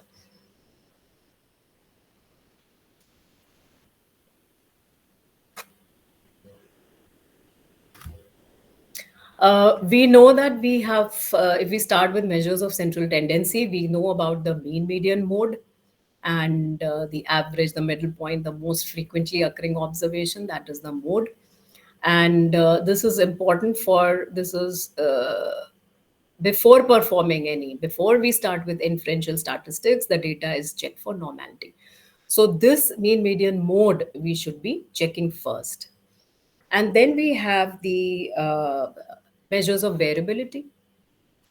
Right, variability is important in the sense ki dispersion, variability, spread, dispersion. These are all the common this thing. So, a summary statistic that represents the amount of dispersion in a data set, and how the distribution of values and how the data points tend to fall from the center. Because if we see the NPC, now the mean, median, mode, they are mostly following in middle, right? So dispersion can be of two types: low or high. Data points are clustered together around the center. That is the low dispersion, and high dispersion is when they're scattered across from the center. And there are different ways with which we measure variability. We know that there is range, interquartile range, that is percentile variance is there, standard deviation is there, right?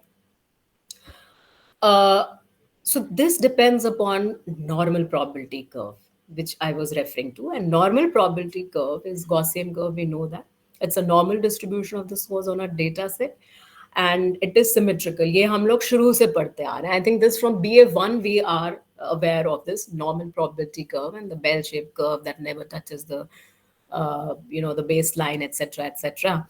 But we should know the importance of it. Why is it important? And why is it important for parametric and non-parametric test, right?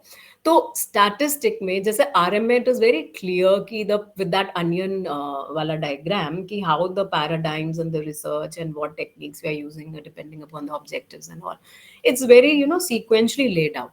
Similarly, statistics, you should not at all be, first of all, not at all be scared with statistics. Number one, before I'm just started with it, but I'll just tell you this thing. We were actually very scared. Many a times the students are very scared of stat. Ma'am, ये तो maths की तरह होता है. It has nothing to do with maths. Number one. ठीक है. और ये स्टैटिस्टिक है, इसीलिए हम क्वांटिटेटिव नहीं करेंगे और क्वालिटेटिव रिसर्च करेंगे, ये भी गलत धारणा है. ठीक है. क्वालिटेटिव में उतनी ही मेहनत है जितनी ही क्वांटिटेटिव रिसर्च करने में है. क्वांटिटेटिव में आपका स्टैटिस्टिक्स लगेगा. Many a times I have seen students कि नहीं भाई क्वांटिटेटिव, भैया मैं स्टैटिस्टिक्स नहीं करनी है तो हम क्वालिटेटिव रिसर्च करेंगे. You have to be well versed in many aspects when we are doing qualitative research. Quantitative फिर भी meaning you know the levels of measurement. ठीक है. नॉमिनल, ऑर्डिनल, इंटरवल, रेशियो, अगर आपको ये पता है, कैटेगोरिकल और जो जो वेरिएबल्स हैं और आपके जो क्वालिटेटिव क्वांटिटेटिव जो वेरिएबल्स हैं, अगर उसका आइडिया है आपने डेटा कलेक्ट कैसे किया है और आप whether the your data they are meeting the normality assumptions, it becomes very clear what statistics you will have to apply. So it is nothing. It's not like a rocket science at all. It is not like a rocket science. आपको सिर्फ ये पता होना चाहिए कि normality का अगर assumptions अगर prove हो रहा है तो what kind of statistics you will go for, and जब normality का नहीं है तब क्या? There are certain assumptions, right? So normal probability is the most of the values they cluster around the center, and the few tapering around ends with the, that is the tail. So there is a body and there is a tail, right? जो NPC का जो curve होता है. So it is primarily 99.7 जो आपका plus minus 3 SD है. फिर then it is 95% and then it is 68%. That is plus minus 1 SD. So this is spread accordingly, and there is a body and side में आपका जो tell होता है. सो area under the normal distribution curve represents the probability, and the total area under the curve sums to 1, right? So the scores are standardized by converting into Z scores. We all know that, and denoting empirical value. And parametric tests require the data set to be normally distributed. Therefore, it is important to check normality before conducting inferential tests. ठीक है. ये सबसे बड़ा point है parametric और non parametric में. When it is normally distributed तो it is parametric. अगर हमें नॉर्मेलिटी का नहीं पता है then we use non parametric. And parametric में हम लोग ने मोस्टली सारे पीजी लेवल पे हम लोग ने कुछ टेस्ट हम लोग इंपॉर्टेंट वाले लगा, like for example T test and F test, ये सारे हम लगा चुके होते हैं. Even the Pearson is also a parametric test. ठीक है. नॉन पैरामेट्रिक में chi square, we know that. there are other sign tests and Kruskalvalis and so on and so forth. So these are all non-parametric tests जब हमें normality का पता नहीं रहता है. Now this is, see, the mean, median, mode, supposedly they have to be in the center, and these are the symmetrical. This is a very symmetrical curve, and this is the 68, 95, 99.7 rule. ये हमारा इसका Gaussian distribution है. And then we have the skewness. Skewness is important, and measurement of the distortion of symmetrical distribution or asymmetry in a data set. This is skewness, meaning there is asymmetry. It is actually a symmetrical, it is a symmetrical bell-shaped curve. However, when there is asymmetry, that is skewness.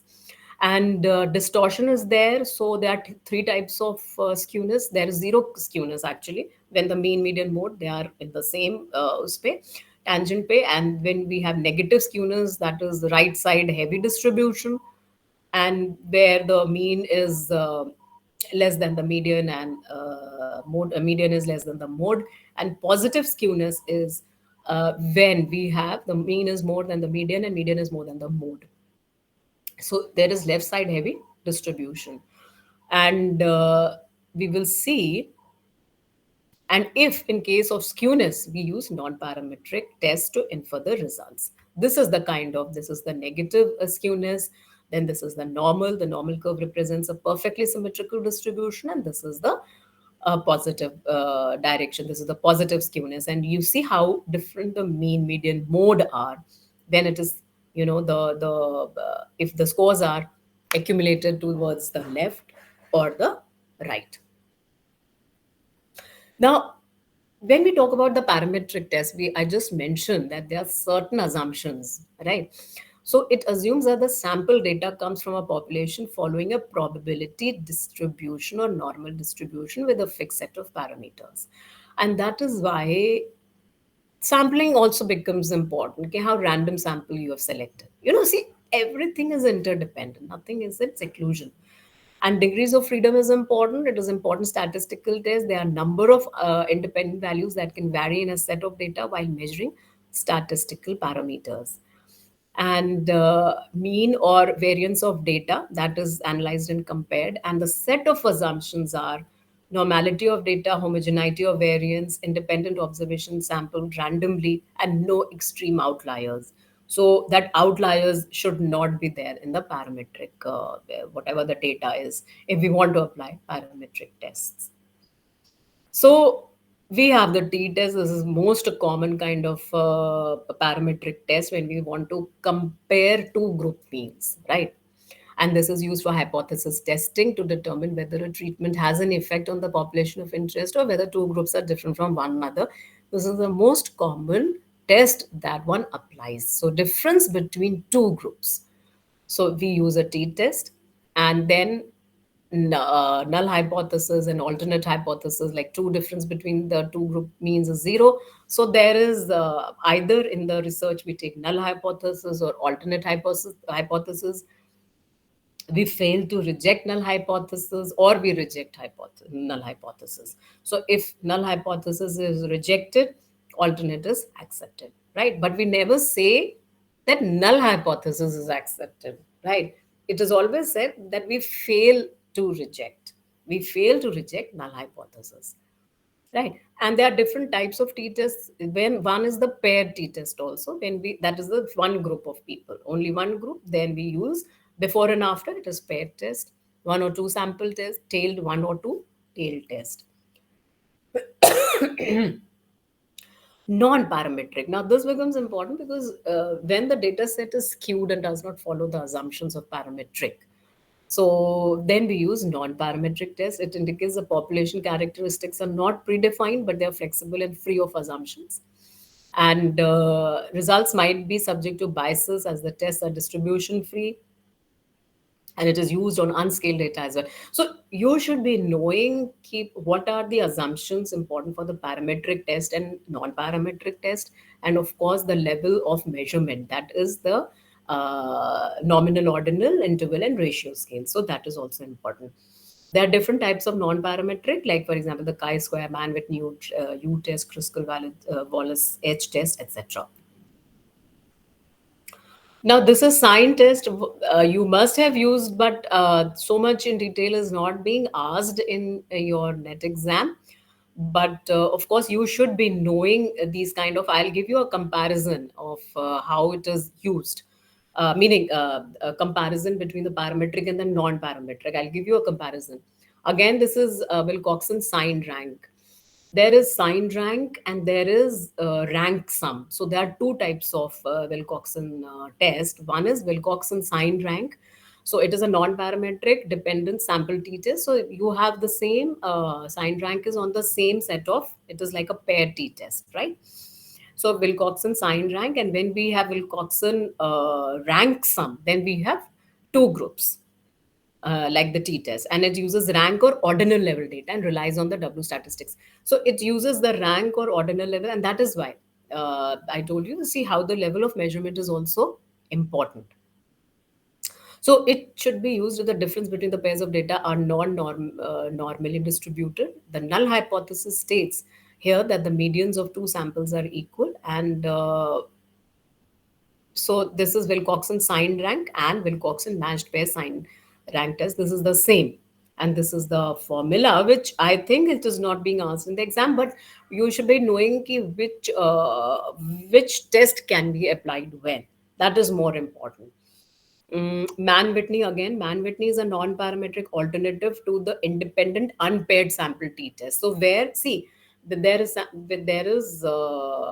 unpaired, that is if, for example, there are two groups sample t-test you are applying, but if the normality, you don't know about the normality, or you know that there is skewness and all, then you can go for Mann-Whitney. So you should be knowing when, which statistics to be used when, right? Used to compare two sample means that come from the same population, and used to test whether two sample means are equal or not. And this again is data is on ordinal in nature, and sample is randomly drawn. And the result interpretation can be difficult as it is presented in group rank differences.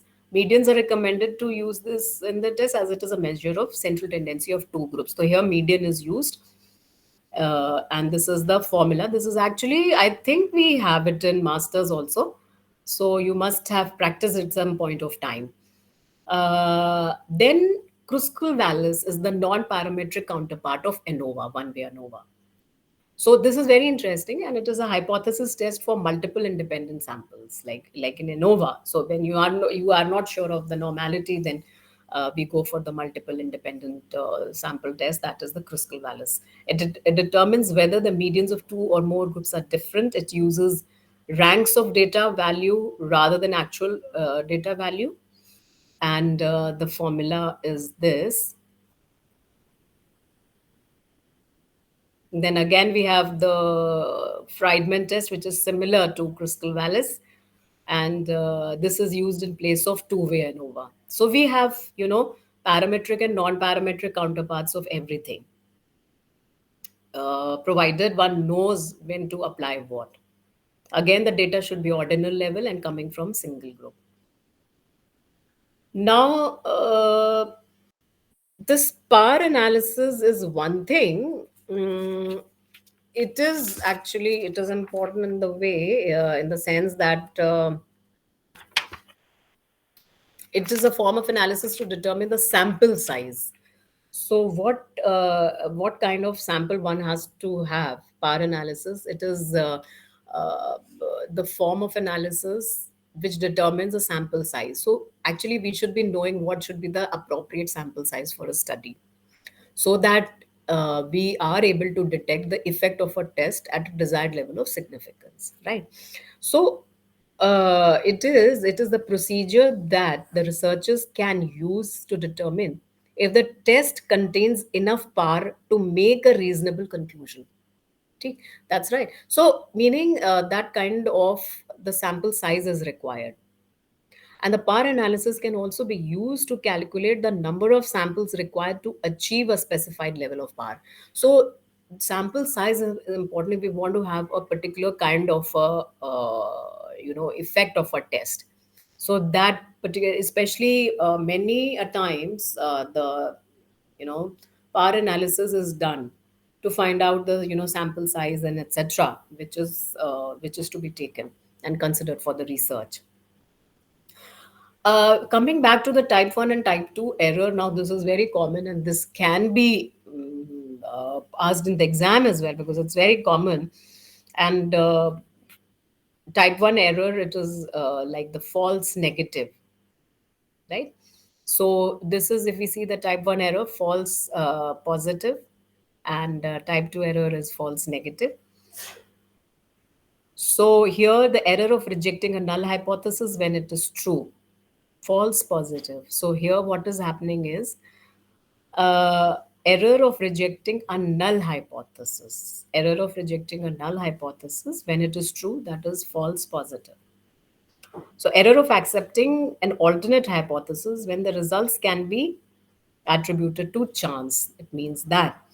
And type 2 error is false negative. We can see down below there's a red box, and this is false negative. And false negative, it is the error of not rejecting. Type 2 false negative, meaning error of not rejecting a null hypothesis when alternate hypothesis is the positive state of nature, and that is we fail to observe a difference when there is one, right? So this is the basic difference between type 1 and type 2 error. And of course that is not rejected, we have the green ones, that is the correct decision, true positive and true negative, right? So this is when primarily, if you see, the power analysis deals with type 2 error, and it assumes that the sample was randomly selected, helps to determine if a result from study is due to chance or if it is due to genuine, if it is genuine and significant. Alpha error and beta error, it is also by other known by other names. Now, effect size is also important. That is, effect both power analysis and effect size. Effect size, it measures the strength of the relationship between two variables on a numeric scale, and in hypothesis testing, effect size, power, sample size, etc., critical significance level are related to each other, and it helps to determine if the difference is genuine or not.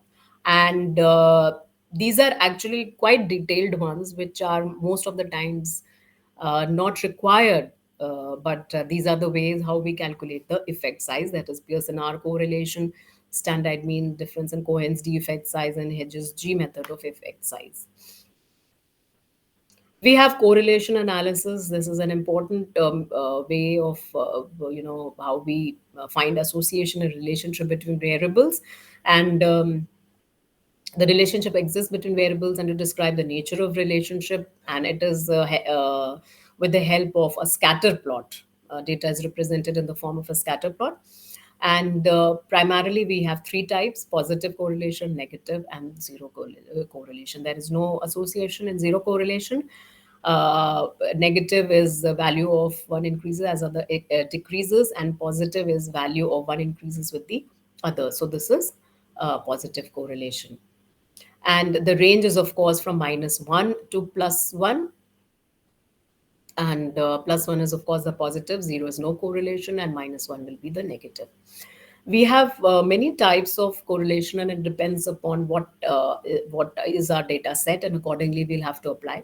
So one is the, as I referred earlier, parametric test. So that is the Pearson R. That is the product moment correlation. And non-parametric, may we have Spearman's R, partial correlation, multiple correlation, biserial correlation, and we have point biserial correlation. So as whatever the data demands, how we are collecting data and how we want it to be interpreted accordingly, we will have to primarily, it depends upon the data set or what kind of data set we have, and accordingly we will have to apply the statistics. Everywhere the same statistics cannot be applied. For example, multiple correlation between more than two variables. So, and biserial is like the sample is measured as dichotomous and the other variable is metric, but here the sample is normally distributed. So again, that normality assumption is there, right? And this is the direct, the positive, negative, and no correlation. This is the kind of a scatter plot that emerges. And we have product moment, or the Pearson R. It is a form of parametric test that is used to measure the strength of a linear association between two variables, that is denoted by R. And then we have the Spearman's rank order. It is, again, it's a non-parametric. and it is used to measure the strength and direction of association between two ranked variables. Here, what we are doing is we are ranking it. If you remember, in rank order, as the name suggests, term and correlation, we first rank it and then we calculate the strength and direction of monotonic relationship. Of course, it's a linear. And then we have the partial correlation and multiple correlation. Partial it measures the strength of relationship between two variables. However, controlling for the effect of one or more other variables. And there is continuous IV and one continuous DV. So it also depends, apart from like the kind of variables, the categorical and the the quantitative variables that we are dealing with, how they are being represented. So that is also important, and it is carried out by running multiple regression analysis. We'll come on to that a bit later.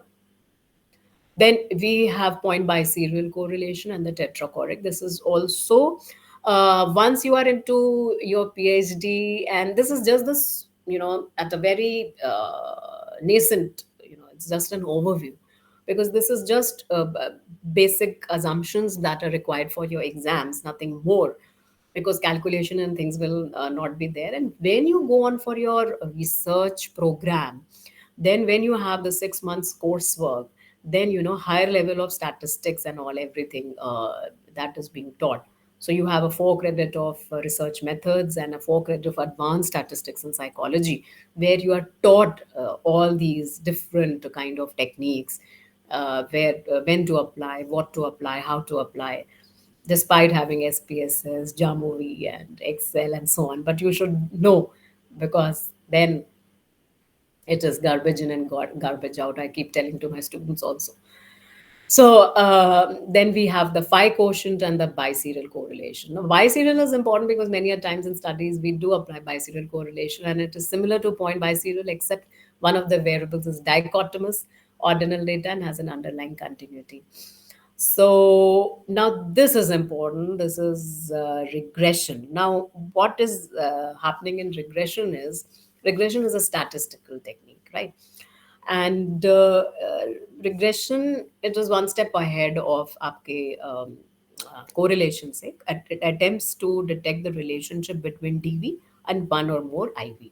So DV and IV का relationship when we have more than one independent variable. So this is a statistical technique. Number one, dependent variable is called the outcome or response. इसमें दो basically होते हैं आपके predictor और criterion variables, right? So dependent variable is called the outcome or response variable, and that is the criterion, and independent variable is the predictor or covariates or explanatory variable. And there is a regression model also, and it is used to infer the causal relationship between the two variables and depicts the strength and relationship between the variables. So, इसमें predictor and criterion, they are important.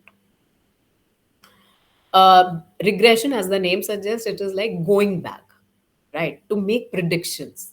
So, regression, when you are applying, so it is basically to make predictions, and hence the predictor variables are there. Used to infer the causal relationship between the two variables and depicts the strength of relationship between variables. And it has different types, like simple linear, multiple linear, and the basic assumption is that the IV and DV exhibit a linear relationship in the intercept. And now, what is the intercept? This is the intercept, right? So this is the kind of relationship, and this is the line of regression.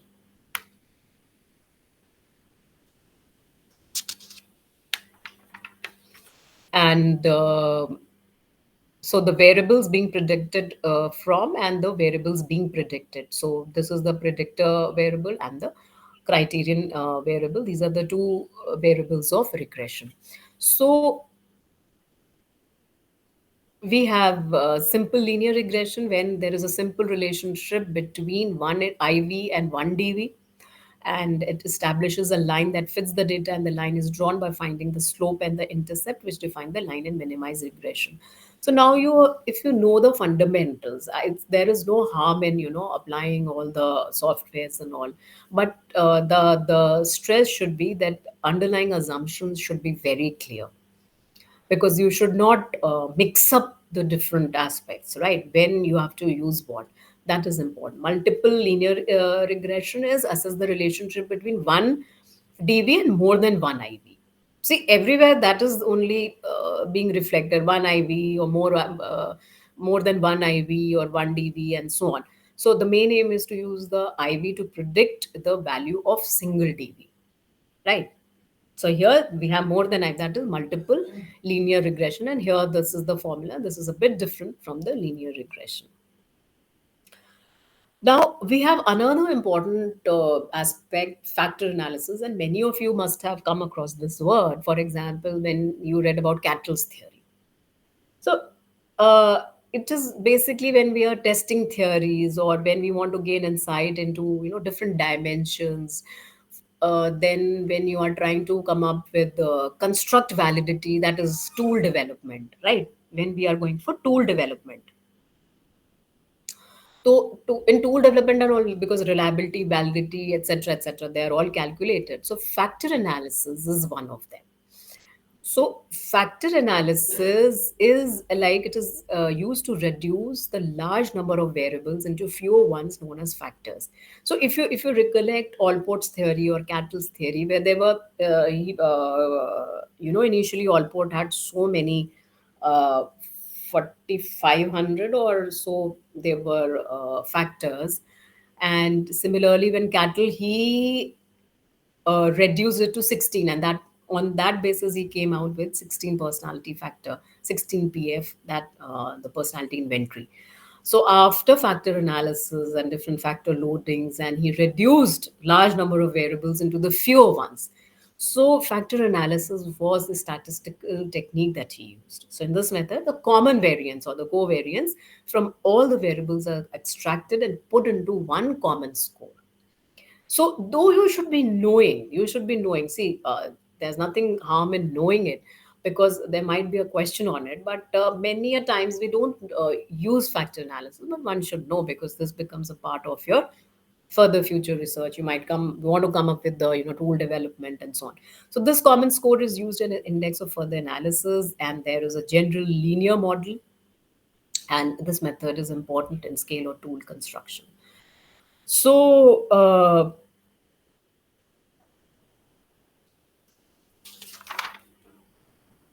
This is it has assumptions that there is linearity, there is no multi-collinearity and relevant variables. Sorry to disturb you, ma'am. If we can Yeah, take up certain questions from the students. okay, I will, Mega. Just a few things. Mm,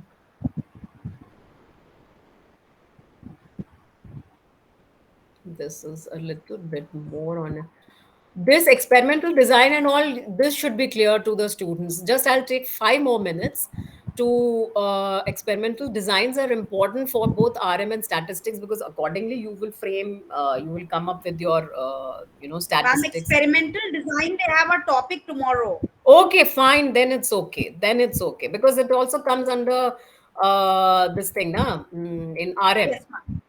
Yes, ma'am. Because it's what. Acha, I'll just give one last thing. This is the time series. There are actually questions on time series as well at times. Ma'am, Singles. time series is also a topic that is being taken up. Okay, fine. Then it's okay. So this is I wanted to come up. I wanted to show you this is the parametric versus non-parametric.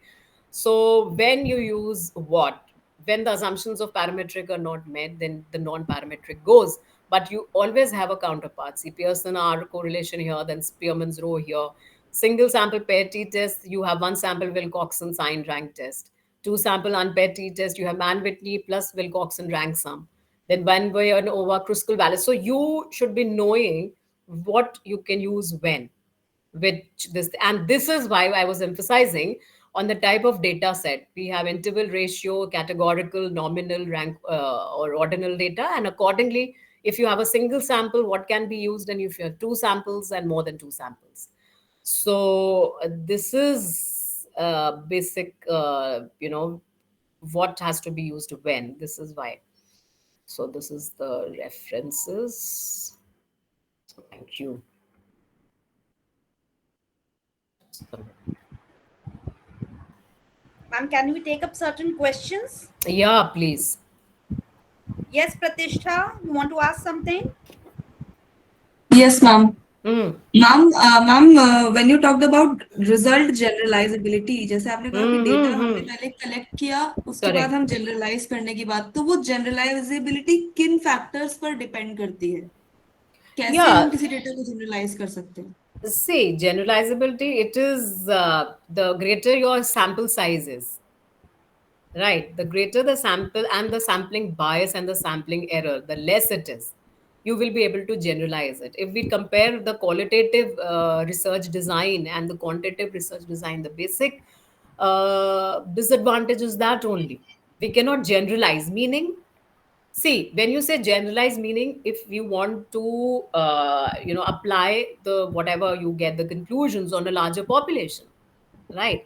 So that cannot be done. Say, for example, the prevalence study, right? I give you an example. Prevalence study. जैसे depression की prevalence study है या epidemiological studies जैसे होती हैं, ठीक है? अब डिप्रेशन पे कितने का सैंपल है? 10,000 का सैंपल है, राइट? आप जो प्रिवलेंस स्टडीज हैं, आप इसको जनरलाइज कर सकते हैं।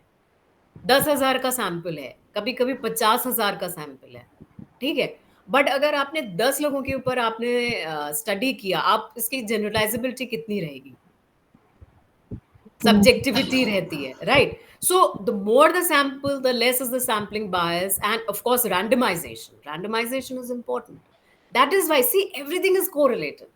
What your objectives are? अब आपने मान लो कुछ for I'm giving you this repeated example, lived experience of terminally ill patients, right? अब इसमें आप 50,000 के ऊपर कैसे करोगे? ठीक है? In itself, the lived experience is a very beautiful. You want to explore the phenomena, right? You want to explore what goes. You want to explore the experiences of such people. There, the qualitative research design will come into picture. There, if you collect data even from 15 people, that is sufficient. You need not go for 50,000. So your objectives, and there is nothing like a generalization, because each experience in itself is important, will throw light on something very important, right? And that is why in developmental psychology, if you see in lifespan development studies, you have the quantitative studies, like for example the longitudinal, the time series, and the correlational. They have all been corroborated with the qualitative studies. Piaget ko dekho, he did something with the qualitative analysis, I mean data collection and analysis, right? So generalization depends upon that randomization of sample, how we are picking up the sample, the sampling size, and the sampling bias, sampling error, the less it is, and then the more generalization. Okay, ma'am. Ma'am, and one more thing, you talked about research methods and research methodology. तो research methods में हमने technique, tools, methods कौन कौन से हम लोग use करेंगे उसकी बात करी. Methodology में वो person to person vary करता है, बस इतना ही Yes, बात yes, है yes, yes. methodology. Methodology is like, for example, tomorrow if you want to take up some study, right? So this will come under research methods, but what is your methodology of your study? Then you will not say my research methods is this. No, my methodology is this. How about yours? Right? So methodology is different from one theme to the other, one aspect to the other. However, it comes under research methods only, meaning, see, the overlying design, how to select the participants, the sampling technique, and so on, the tools of data collection, and this is a part of research methods. But what is my particular methodology for my research is different. Ma'am, like for example can I give this, जैसे कि मान लीजिए probability sampling के बहुत सारे types हैं, ठीक है? Correct. और नॉन प्रोबेबिलिटी सैम्पलिंग के भी बहुत सारे टाइप्स हैं, ठीक? Correct. अब जो है हमने, जैसे मैंने पर्सनली मान लीजिए स्नोबॉल सैम्पलिंग चुना, तो Correct. ये मेरी रिसर्च मेथोडोलॉजी हो गई. Correct. Correct. किसी और ने मान लीजिए कोटा सैम्पलिंग चुन लिया या Correct. Area Correct. सैम्पलिंग चुन लिया, Correct. तो वो उनका मेथोडोलॉजी हो गई. Correct. So this depends upon your objectives. Okay, है ना? अब ऐसा ऑब्जेक्टिव्स के ऊपर होगा, फिर अवेलेबिलिटी ऑफ द डेटा बहुत ही Yes. टिपिकल सा, अगर आपको डेटा है और आपको वर्ड ऑफ माउथ, जैसे फॉर एग्जांपल snowball sampling का आपने example दिया. So one of my students, she did on transgenders, right? Okay, ma'am. So that will go with snowball sampling only, Yes, right? Or kind of a purposive also, like contacting the various NGOs working with transgenders or LGBTQ communities and so on. So that is also word of mouth, with yes, one ma'am. person telling the other. So it also depends on what kind of data sets we want, what kind of sample we want. Yes, ma'am. Okay, ma'am. Yeah. Thank you, ma'am. Okay. Any other question? Any other question? Ma'am, students have started appreciating you. That thank they you. See देखो, कोई भी डरने की बात नहीं है. Number one, अभी आपका सबसे ज्यादा फ्रेश है material. It is there in your mind, you just need to revise. Basic चीज है, you should have some conceptual clarity. Don't mix things up. You make your own notes wherever you are getting confuse. ठीक है? And stick to one good book, one और two good books, right? Abhi dekho, thoda sa na, the examiners also, they are getting very smart because so much of material is there, and try to apply it in your near surroundings of what you have read and how to go about. Say for example, the qualitative and the quantitative research, or which stats to apply, when, where, why. See, because ये आपको ना basic assumptions आपको हर चीज के clear होने चाहिए. And there is statistics is not like arithmetic or math. So there is nothing to be scared of. And it is, एक तो हम लोग शुरुआत में गैरेट वगैरह पढ़ लेते हैं ना, गिलफर्ड एंड गैरेट, सो वो उससे और नाइटमेयर्स होने लगते हैं. So it is nothing like that. It is something very very simple. It is very simple, I'm telling you. It is just that we don't, because पहले से ही we are little scared up, तो हमारी conditioning ही वैसी हो जाती है कि it is very very tricky and we will not be, and that is why you will go to qualitative. It's not like that. It should depend upon your area of interest. It should depend upon the topic being researched, the theme. कहाँ पे qualitative fit होगा, कहाँ पे quantitative fit होगा, बड़ा sample चाहिए, छोटा चाहिए, parametric, non-parametric. So there is nothing to be scared of. And it is not a rocket science.